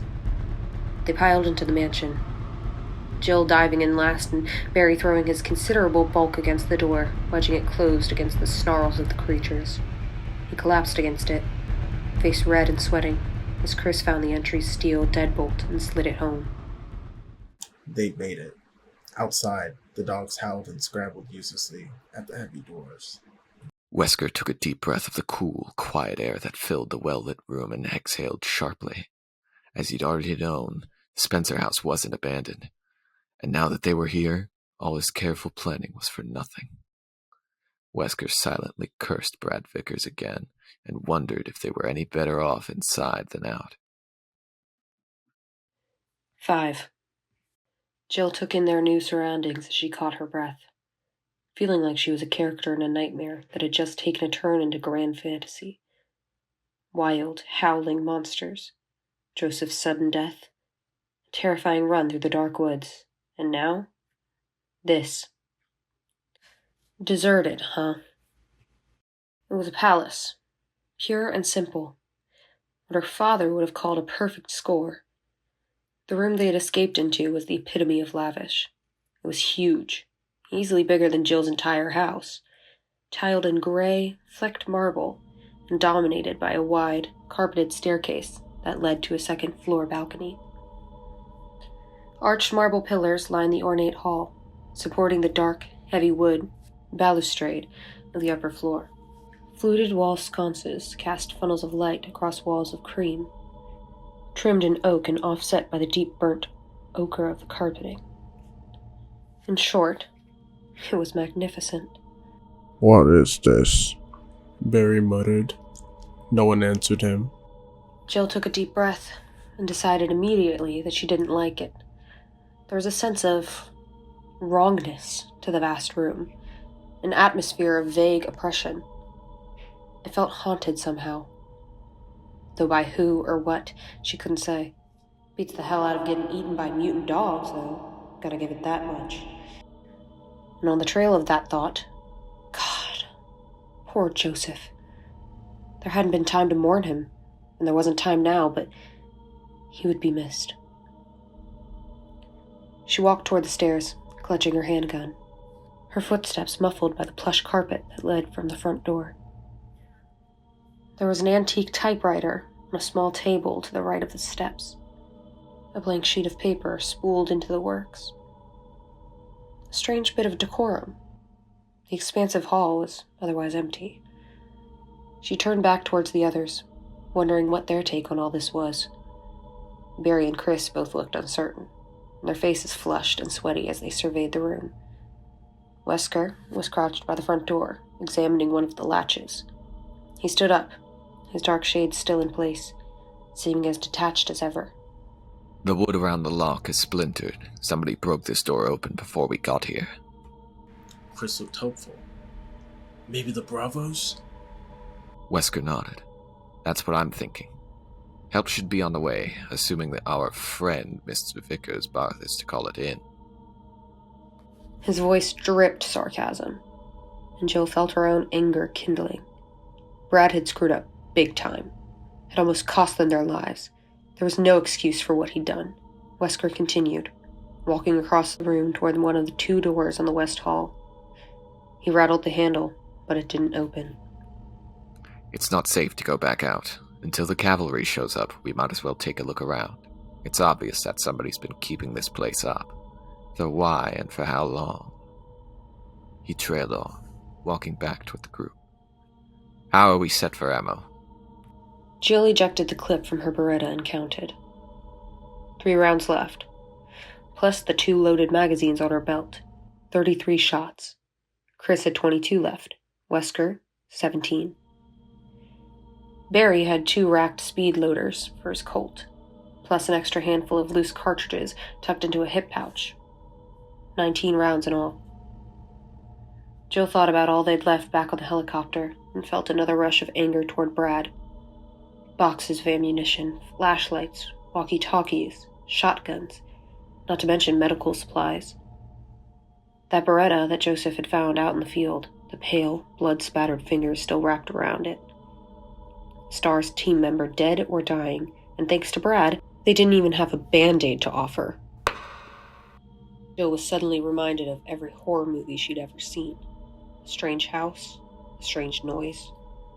She shivered and decided that she was most definitely going to kick Brad's narrow ass when they got out of here. Chris, check it out and report back ASAP, Wesker said. We'll wait here in case the RPD comes knocking. You run into any trouble, fire your weapon and we'll find you. Chris nodded and started toward the door, his boots clacking loudly against the marble floor. Jill felt that sense of foreboding wash over her again. Chris? His hand on the knob. He turned back, and she realized that there was nothing she could tell him that made any sense. Everything was happening so fast. There was so much wrong with this situation that she didn't know where to start. And he's a trained professional, and so are you. Start acting like it. Take care, she said finally. It wasn't what she wanted to say, but it'd have to be enough.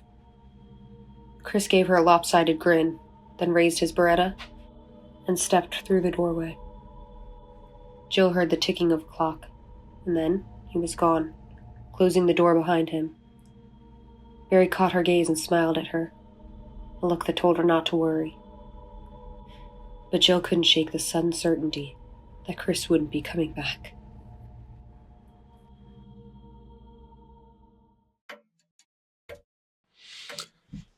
Chris swept the room, taking in the stately elegance of the environment as he realized he was alone. Whoever had made the noise, they weren't here. The solemn ticking of the grandfather clock filled the cool air, echoing off of something shining black and white tiles. He was in the dining hall, the kind he'd only ever seen in movies about rich people. Like the front room, this one had an incredibly high ceiling and a second-floor balcony, but it was also decorated with expensive-looking art and had an inset fireplace at the far end, complete with a coat of arms and crossed swords hung over the mantel. There didn't seem to be any way to get to the second floor, but there was a closed door to the right of the fireplace. Chris lowered his weapon and started for the door, still in awe by the wealth of the abandoned mansion that the stars had stumbled into. The dining room had a polished redwood trim and expensive-looking artwork on the beige stucco walls surrounding a long wooden table that ran the length of the room. The table had to seat at least 20. Though it was only set for a handful of people, Judging from the dust on the lacy placemats, nothing had been served for weeks. Except no one is supposed to have been here for 30 years, let alone have hosted a formal dinner. Spencer had this place closed down before anyone even stayed here. Chris shook his head. Obviously, someone had reopened it a long time ago.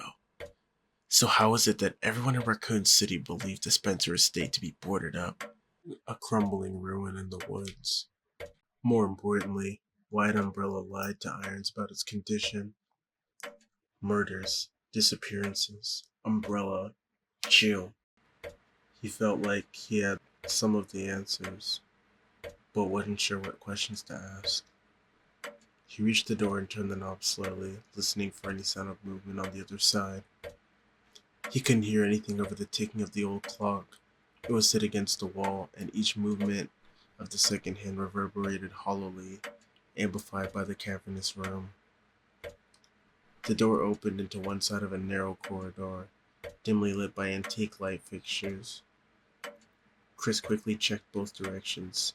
To the right was maybe 10 meters of hardwood hall, a couple of doors across from him, and a door at the end of the corridor.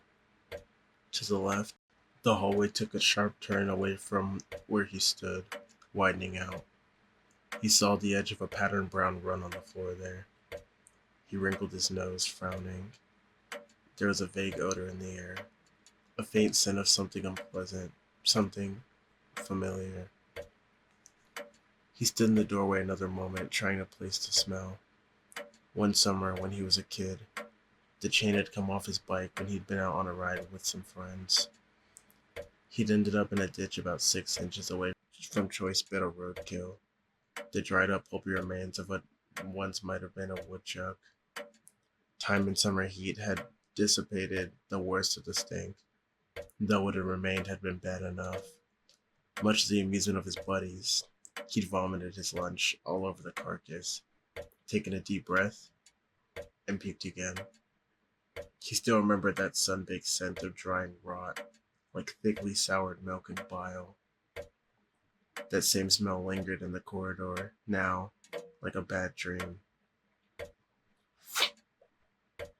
A soft shuffling noise from behind the first door to his right, like a padded fist sliding across a wall. There was someone on the other side. Chris edged into the hallway and moved toward the door, careful not to turn his back to the unsecured area. As he got closer, the gentle sounds of movement stopped, and he could see that the door wasn't closed all the way. No time like the present. With an easy tap, the door swung inward into a dim green hall with flecked wallpaper. A broad-shouldered man was standing not 20 feet away. Half hidden in shadow, his back to Chris, he turned around slowly. The careful shuffling of someone drunk or injured, and that smell that Chris had noticed from before, came off the man in thick, noxious waves. His clothes were tattered and stained, the back of his hair patchy with sparse, scraggly hair. Gotta be sick. Dying, maybe. Whatever was wrong with him, Chris didn't like it. His instincts were screaming at him to do something. He stepped into the corridor and trained his Beretta on the man's torso. Hold it! Don't move! The man completed his turn and started towards Chris, shambling forward into the light. Its face was deathly pale, except for blood stains smeared around its lips. Flaps of dried skin hung from its sunken cheeks, and the dark wells of the creature's eyes glittered with hunger as it reached out with its skeletal hands. Chris fired 3 shots that smacked into the creature's upper chest in a fine spray of crimson. With a gasping moan, it crumpled to the floor, dead. Chris staggered back, his thoughts racing in time with his hammering heart. He hit the door with one shoulder, was vaguely aware that it latched closed behind him as he stared at the fallen, stinking heap. Dead! That's the thing. That thing's the goddamn Walking Dead! The cannibal attacks near Raccoon, all of them near the forest. He'd seen enough late-night movies to know what he was looking at, but he still couldn't believe it. Zombies. No, no way. That was fiction. But maybe some kind of disease, mimicking the symptoms? He had to tell the others. He turned and grabbed at the handle, but the heavy door wouldn't move. It must have locked itself and had stumbled. Behind him, a wet movement. Chris spun, his eyes wide as the twitching creature clawed at the wooden floor, pulling itself toward him in an eager, single-minded silence. Chris realized it was drooling, at the sight of the sticky, pink rivulets pooling into the wood floor, finally spurred him into action. He fired again, 2 shots into the thing's decaying, upturned face. Dark holes opened up in its knobby skull, sending tiny rivers of fluid and fleshy tissue through its lower jaw. With a heavy sigh, the rotten thing settled to the floor in a spreading red lake. Chris didn't want to make any bets on it staying down. He gave one more futile yank at the door, then stepped carefully past the body, moving down the corridor. He rattled the handle of the door on his left, but it was locked. There was a tiny etching in the key plate, what looked like a sword. He filed that bit of information into his confused, whirling thoughts, and continued on, gripping the Beretta tightly. There was an offshoot to his right with a single door, but he ignored it, wanting to find a way to circle back to the front hall. The others must have heard the shots, but he had to assume there were more of these creatures running around. Like the one he'd already killed, the rest of the team might already have their hands full. There was a door at the end of the hall on the left, where the corridor turned. Chris hurried toward it, the putrid scent of the creature. The zombie. Call it what it is. Making him want to gag. As he neared the door, he realized the smell was actually getting worse, intensifying with each step. He heard the soft, hungry moan as his hand touched the knob, even as it registered that he only had 2 bullets left in his clip. In the shadows to his right, movement. Gotta reload. Gotta get somewhere safe. Chris jerked the door open and stepped into the arms of a shambling creature that waited on the other side, peeling fingers grasping at him as they lunged for his throat. 3 shots. Seconds later, 2 more. The sounds distant but distinct in the palatial lobby. Chris! Jill, why don't you... Wesker started, but Barry didn't let him finish. I'm going too, he said, already starting for the door on the east wall. Chris wouldn't waste shots like that unless he had to. He needed help. Wesker relented quickly, nodding. Go. I'll wait here. Barry opened the door, Jill right behind. They walked into a huge dining room, not as wide as the front hall, but at least as long. There was another door at the opposite end, past a grandfather clock that ticked loudly in the frigid, dusty air. Barry jogged toward it, revolver in hand, feeling tense and worried. Christ, what a balls up this operation was. STARS teams were often sent into risky situations where the circumstances were unusual, but this is the first time since he'd been a rookie where he felt like things had gotten totally out of control. Joseph was dead. Chickenheart Vickers had left him to be eaten by dogs from hell, and now Chris was in trouble. Wesker shouldn't have sent him in alone. Jill reached the door first, touching the handle with slim fingers and looking to him. Barry nodded, and she pushed it open, going in low and left. Barry took the other side, both of them sweeping an empty corridor. Chris? Jill called out quietly, but there was no answer. Barry scowled, sniffing the air. Something smelled like rotting fruit. I'll check the doors, Barry said. Jill nodded and edged to the left, alert and focused. Barry moved toward the first door, feeling good that Jill was at his back. He thought she was kind of bitchy when she first transferred, but she was proving to be bright and a capable soldier, a welcome addition to the Alphas. Jill let out a high-pitched gasp of surprise, and Barry spun. The scent of decay suddenly thickened the narrow hall. Jill was backing away from the opening at the end of the corridor, her weapon trained on something Barry couldn't see. Stop! Her voice was high and shaky, her expression horrified, and she fired. Once, Twice. Still backing toward Barry, her breathing fast and shallow.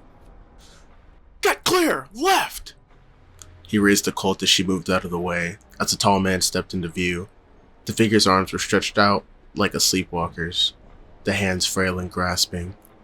Barry saw the creature's face and then didn't hesitate. He fired a .357 round, peeling the top of its ashen skull away in an explosive burst, blood coursing down its strange, terrible features, and staining the cataracts of its pale, rolling eyes. It pitched back, sprawling face up at Jill's feet. Barry hurried to her side, stunned. What?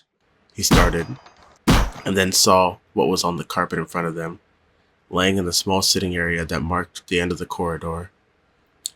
For a moment, Barry thought it was Chris, until he saw the star's Bravo insignia on the vest, and then felt a different kind of horror as he struggled to recognize the features. The Bravo had been decapitated, the head lying a foot away from the corpse, the face completely covered in gore. Oh, jeez. It's Ken. Kenneth Sullivan, one of the best field scouts Barry had ever known, and a hell of a nice guy. There was a gaping, ragged wound in his chest, chunks of partly eaten tissue and gut strewn across the bloody hole. His left hand was missing, and there was no weapon nearby. It must have been his gun that Joseph found out in the woods. Barry looked away, sickened. Ken had been a quiet, decent sort, did a lot of work in chemistry. He'd had a teenage son who'd lived with his ex in California. Barry thought of his own girls at home, Moira and Polly, and felt a surge of helplessness and fear for them. He wasn't afraid of death, but the thought of them growing up without a father. Jill dropped into a crouch next to his ravaged body and rifled quickly to the belt pack. She shot an apologetic look at Barry, but he gave her a slight nod. They needed the ammo. Ken certainly didn't. She came up with 2 clips for a 9mm, and she tucked them into her hip pocket. Barry turned and stared down at Ken's murderer in disgust and wonder. He had no doubt he was looking at one of the cannibal killers that had been preying on Raccoon City. It had crusty scum of red around its mouth and gore-encrusted nails, as well as a ragged shirt that was stiff with dry blood. What was weird was how dead it looked. Barry had once done a covert hostage rescue in Ecuador, where a group of farmers that had been held for weeks by a band of insane guerrilla rebels. Several of the hostages had been killed early in the siege, and after the Stars managed to capture the rebels, Barry had gone with one of the survivors to record the deaths. The 4 victims had been shot, their bodies dumped behind a small wooden shack that the rebels had taken over. After 3 weeks in the South American sun, the skin on their faces had shriveled, the cracking lined flesh pulling away from the sinew and bone. He still remembered those faces clearly, and saw them again now as he looked at the fallen creature. It wore a face of death. The face of death. Besides which, it smelled like a slaughterhouse on a hot day. Somebody forgot to tell this guy that the dead don't walk around. He could see the same sickened confusion on Jill's face, the same questions in her eyes. But for now, there weren't any answers. They had to find Chris and regroup. Together, they moved back down the corridor and checked all 3 doors, rattling handles and pushing at the heavy wood frames. All were securely locked, but Chris had to have gone through one of them. There's nowhere else he could have gone. It didn't make sense. And short of breaking the doors down, there was nothing they could do about it. We should report this to Wesker, Jill said. And Barry nodded in agreement. If they stumbled into the hiding place of the killers, they were going to need a plan of attack. They ran back to the dining room, the stale air a relief after the corridor's reek of blood and decay. They reached the door back to the main hall and hurried through. Barry wondering what the captain would make of all of this. It was downright. Barry stopped short, searching the elegant, empty hall, feeling like the butt of some practical joke that simply wasn't funny. Wesker was gone. Chapter 6. Wesker! Barry shouted, his deep voice echoing through the chilly room. Captain Wesker! He jogged toward a row of arches at the back hall, calling to Jill over his shoulder as he ran. Don't leave the room! Jill walked to the stairs, feeling almost dizzy. First Chris, now the captain. They hadn't been gone 5 minutes, and he said he was going to stay put. Why would he have left? She looked around for signs of struggle, a spent cartridge, a spot of blood. There was nothing to indicate what might have happened. Barry appeared on the other side of the giant staircase, shaking his head and walking slowly to join her. Jill bit her lower lip, frowning. You think Wesker ran into one of those things? She asked. Barry sighed. I don't think the RPD showed and snuck him out. Though if he did run into trouble, he would have heard the shots. Not necessarily. He could have been ambushed, dragged away. They stood silently for a moment, thinking. Jill was still a bit shaken from the face-to-face with the walking corpse, but thought she'd accepted the facts pretty well. The woods bordering Raccoon City had become infested with zombies. After a lifetime of reading trashy novels about serial killers, is a cannibal zombie so hard to swallow? Somehow, it wasn't, and neither were the murderous dogs or the secretly kept estate. There was no question that it all existed. The question was, why? Did the mansion have anything to do with the murders, or had the zombies simply overrun it like they'd overrun Raccoon Forest? And was that creature the last thing Becky and Pris saw? She rejected that thought almost violently. Thinking about the girls now would be a mistake. So do we go looking, or do we wait? Jill said finally. Go looking.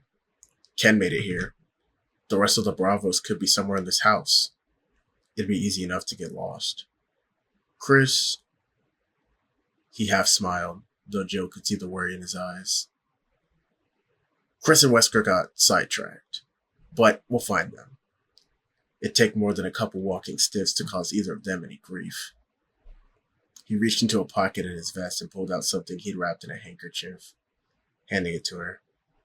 She felt the thin metal objects beneath the light fabric and recognized them instantly. It's the set you gave me to practice with last month. I figure you have better luck with it. Jill nodded, tucking the lockpicks into her hip pouch. Barry had taken an interest in her former career, and she'd given him a few pieces from her old set, several picks and torsion bars. They could come in handy. The small bundle settled on top of something hard and smooth. Trent's computer. In all the excitement, she'd totally forgotten about her strange encounter in the locker room. She opened her mouth to tell Barry, then shut it, remembering Trent's cryptic warning. I wouldn't mention this conversation to anyone. Screw that. She'd almost risked it anyways with Chris. And where's Chris now? Who's to say that Trent's dire consequences haven't already occurred? Jill realized what she was thinking and had to fight off an urge to laugh at herself. What had happened with Trent probably wasn't even relevant to their predicament, and whether or not she could trust Barry, she knew she didn't trust Trent. Still, she decided not to say anything about it, at least until she had a chance to see what the computer held. No, you're right, she said. I can take the West Wing. Unlike cops, stars seldom partnered. They were trained to watch their own backs in dangerous situations. You too. There was nothing left to say. Jill headed straight for the set of doors on the west wall that Wesker hadn't tried earlier. Behind her, Barry hurried back to the dining room. She heard the door open and close, leaving her alone. Here goes nothing. The painted blue doors opened smoothly, revealing a small, shadowy room as cool and silent as the main hall, all in shades of blue. Muted track lighting illuminated framed paintings on dusky walls, and in the center of the room there was a large statue of a woman, holding an urn on one shoulder. Jill closed the door behind her and let her eyes adjust to the gloom, noting the two doors opposite the one she'd come through. The one on the left was open, though a small chest was pushed in front of it, blocking access. It was unlikely that Wesker had gone that way. She walked to the one on the right and tried the knob. Locked. Sighing, she reached into her pack for the pics and then hesitated, feeling the smooth weight of the mini disc reader. Let's see what Mr. Trent thinks is so important. She slipped it out and studied it a moment, then tapped at a switch. A screen the size of a baseball card flickered to life, and with a few more taps, small lines of type scrolled across the monitor. She scanned the material, recognizing names and dates from local newspapers. Trent had apparently compiled every article he could find about the murders and disappearances in Raccoon, plus the pieces on the stars. Nothing new here. Jill skipped along, wondering what the point was. After the articles was a list of names. William Birkin, Steve Keller, Michael Dees, John Howe, Martin Craghorn, Henry Sarton, Ellen Smith, Bill Rabbittson. She frowned. None of the names were familiar. Except, wasn't Bill Rabbittson Chris's friend? The one who had worked for Umbrella? She couldn't be sure. She'd have to ask Chris. Assuming we find him. This was a waste of time. She needed to start looking for the other stars. She pressed the forwarding key to get to the end of the data, and a picture appeared. Tiny lines set into patterns. There were squares and long rectangles, cross-hatched with smaller marks that connected the empty boxes. Beneath it was a single line. A message as enigmatic as she would have expected from Mr. Trent. Night Keys, Tiger Eyes, Four Crests, Gate of New Life, East Eagle, West Wolf. Gee, how illuminating. That just clears up everything, doesn't it? The picture was some kind of map, she decided. It looked like a floor plan. The biggest area was at the center, a slightly smaller one extending off to the left. Jill suddenly felt her heart skip a beat. She stared down at the small screen, wondering how Trent had known. It was the mansion's first floor. She tapped the forward button again and saw what could only be the second floor. The shapes corresponding to the first map. There was nothing after the second map, but it was enough. As far as she was concerned, there was no longer any question that the Spencer estate was the source of the terror in Raccoon City, which meant that the answers were here, waiting to be uncovered. The zombie groaned as Chris fired point blank into its gut twice. The shots were muffled by its rancid flesh, and it fell against him, expelling a rush of foul, stinking air across his face. Chris pushed it away, the back of his throat blocking. His hands at the barrel of his weapon were dripping with sticky fluids. The creature collapsed onto the floor, its limbs spasming. Chris backed away, wiping the Beretta against his vest as he took deep breaths, trying desperately not to vomit. The zombie out in the hall had been a desiccated mess, shriveled and dry. This one was fresh, if that was the right word. Festering, necrotic, wet. He swallowed hard against the urge to throw up as it slowly passed. He didn't have a particularly weak stomach, but that smell. God! Keep it together. Could be more of them.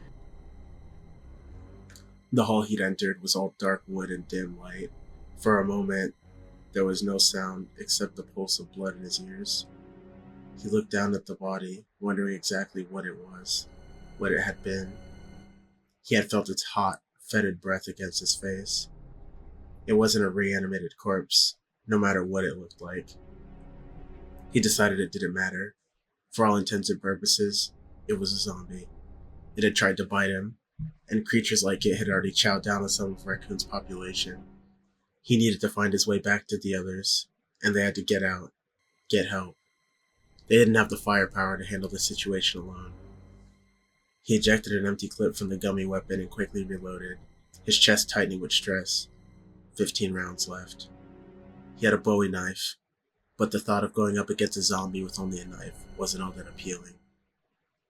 There was a plain-looking door to his left. Chris pulled at the knob, but it was locked. He squinted at the key plate and wasn't at all surprised to see an etching of what looked like armor. Sword. Armor. There was definitely a theme developing. He moved down the wide hall, listening for any sound, and taking frequent deep breaths through his nose. The goo on his vest and hands had made it hard to tell if there were any more of them around. The smell was all over him, but it could be the only chance to avoid a close encounter. The hall turned to the left, and he took the corner, fast, sweeping the Beretta across the wide wooden expanse. There was a support pillar partially blocking his view, but he could see the back of a man just past it, the slumped shoulders and stained clothes of one of the creatures. Chris edged to the right quickly, trying to get a clear shot. The zombie is maybe 40 feet away, and he didn't want to waste his last rounds. At the sound of his boots against the hardwood floor, it turned, shuffling slowly. So slowly that Chris hesitated, watching the way it moved. This one seemed to have been dipped in a thin layer of slime, dull light reflecting off its glistening skin. As it stumbled almost blindly towards Chris, it raised its arm, its pale, hairless skull wobbling on its emaciated neck. Silently, it shuffled forward. Chris took a sliding step back to his left, and the zombie changed direction, veering toward him eagerly, closing the distance between them at a slow walk. Just like in the movies. Dangerous, but dumb, and easy to outrun. He had to save ammo, in case he got cornered. There were stairs at the end of the hall, and Chris took a deep breath, readying himself. He stepped back, giving himself enough room to maneuver, and heard a gasping moan behind him. A fresh wave of rancid stank, assaulting his senses. He spun, the realization hitting him before he even saw it. The festering zombie was only a few feet away, reaching for him, bits of putrid gut across its shattered abdomen. He hadn't killed it, hadn't waited long enough to make sure, and his stupidity was about to cost him. Oh, shit! Chris sprinted away and down the corridor, dodging both of them and cursing himself. He passed the thick support beam, almost to the stairs, stopped cold, seeing what waited at the top. He only caught a glimpse of the ragged creature standing at the head of the stairs and spun away, raising his weapon to face the attackers that shambled toward him hungrily. From the shadows beneath the steps came a heavy, gurgling sigh and the scuffling of wood. Another one. He was trapped. There was no way he could kill them all. Door!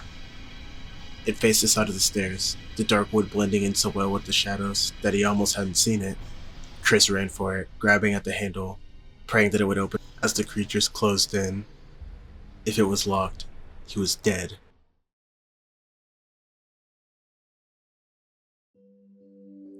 Rebecca Chambers had never been more afraid, not once in her 18 years.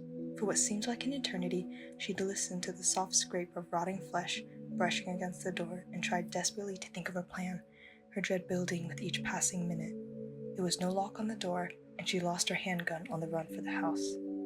The small storage room, though well stocked with chemicals and stacks of papers, had offered nothing to use as a defense, except a half-empty can of insect repellent.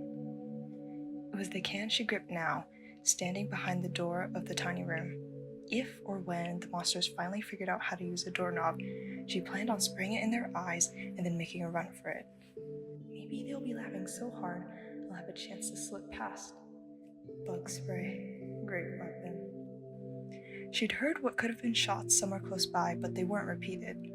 Her hope that it was one of the team faded as the seconds ticked past, and she was starting to give serious consideration to the concept that she was the only one left when the door burst open and a gasping figure hurtled inside. Rebecca didn't hesitate. She leapt forward and pressed the button, releasing a cloud of chemical mist into its face, tensing herself to run past it. "Down!" It yelled, and fell back against the door, slamming it shut. It covered its eyes, spluttering. It wasn't a monster. She just maced one of the alphas. Oh no. Rebecca was already reaching into her field medical kit, her immense relief at seeing another of the stars battling with monumental embarrassment. She fumbled out a clean cloth and a tiny squeeze bottle of water, stepping toward him. "Keep your eyes closed. Don't rub at them." The alpha dropped his hands, face red, and she finally recognized him. It was Chris Redfield, only the most attractive guy in the stars, not to mention her superior. She felt herself blush and was suddenly glad that he couldn't see her. "Nice going, Rebecca. Way to make a good impression on your first operation. Lose your gun, get lost, blind a teammate." She led him over to the small cot in the corner of the room and sat him down, letting her trainee take over. Lean your head back. This is going to sting a little, but it's just water, okay? She dabbed at his eyes with the damp cloth, relieved that she hadn't sprayed him with anything worse. What is that stuff? He said, blinking rapidly. Tears and water streamed down his face, but there didn't seem to be any damage. Bug repellent. The label's been ripped off, but the active ingredient is probably permethrin. It's an irritant, but the effect shouldn't last long. I lost my gun, and when you came in, I thought you were one of those things. Though if they haven't figured out how to use a doorknob by now, they probably won't. She realized she was babbling and shut up, finishing the crude irrigation and stepping back. Chris wiped at his face and peered at her with bloodshot eyes. Rebecca Chambers, right? She nodded miserably. Yeah, look, I'm really sorry. Don't worry about it, he said and smiled. Not a bad weapon, actually. He stood up and looked around the small room, frowning. There wasn't much to see. An open trunk full of papers, a shelf lined with bottles of mostly unlabeled chemicals, a cot, and a desk. Rebecca had been through it all in her search for something to use against the creatures. What about the rest of your team? He asked. Rebecca shook her head. I don't know. Something went wrong with the helicopter and we had to set down. We were attacked by animals, some kind of dogs, and Enrico told us to run for cover. She shrugged, suddenly feeling like she was about 12 years old. I got turned around in the woods and ended up at the front door of this place. I think one of the others broke it down. It was open. She trailed off, looking away from his intense gaze. The rest was probably obvious. She had no weapon, she'd gotten lost, she'd ended up here. All in all, a pretty poor showing. Hey, he said softly. There's nothing else you could have done. Enrico said run. You ran.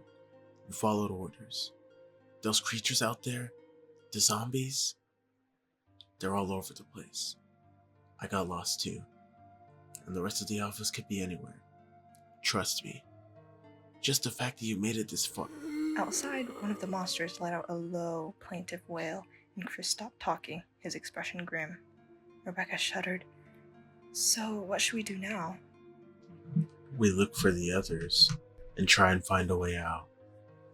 He sighed, looking down at his weapon. Except you don't have a gun, and I'm almost out of ammo. Rebecca brightened and reached into her hip pack. She pulled out 2 full magazines and handed them over, pleased that she had something to offer him. Oh, and I found this on the desk, she said, and produced a silver key with a sword on it. She didn't know what it unlocked, but thought it might be useful. Chris stared at it thoughtfully, then slipped it into a pocket. He walked to the open trunk and looked down at the stacks of papers. He rifled through them, frowning. Your background's in biochemistry, right? Have you tried looking through any of these? Rebecca joined him, shaking her head. Barely. I've been kind of busy watching the door. He handed her one of the papers and she scanned it quickly. It was a list of neurotransmitters and level indicators. Brain chemistry, she said, but these numbers are all screwed up. Serotonin and norepinephrine are too low. But look here, the dopamine is off the chart. We're talking big-time schizo. She noticed the incredulous look on his face and smiled a little.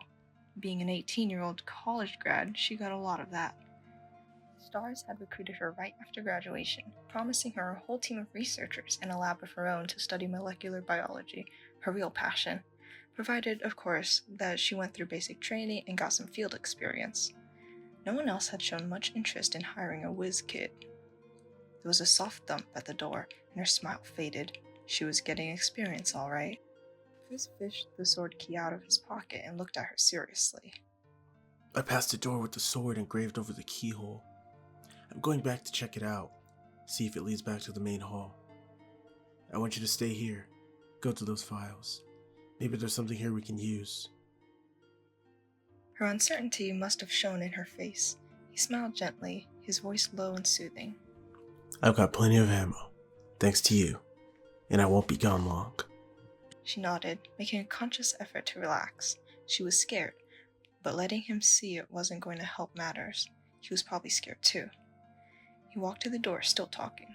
The RPD should be here anytime, so if I'm not back right away, just wait here. He raised the weapon, putting his other hand on the knob. Get ready. As soon as I'm out, move the trunk in front of the door. I'll give you out when I get back. Rebecca nodded again, and with a final quick smile, Chris opened the door and looked both ways before moving out into the hall. She closed the door and leaned against it, listening. After long seconds of silence, she heard the rattle of gunfire not far away, 5 or 6 shots, then nothing. After a few minutes, she moved the trunk to block part of the door, edging it in front of the hinges so she could push it out of the way easily. She knelt in front of it, trying to clear her thoughts as she started looking through the papers, trying not to feel as young and unsure as she actually felt. Sighing, she pulled out a handful of papers and started to read.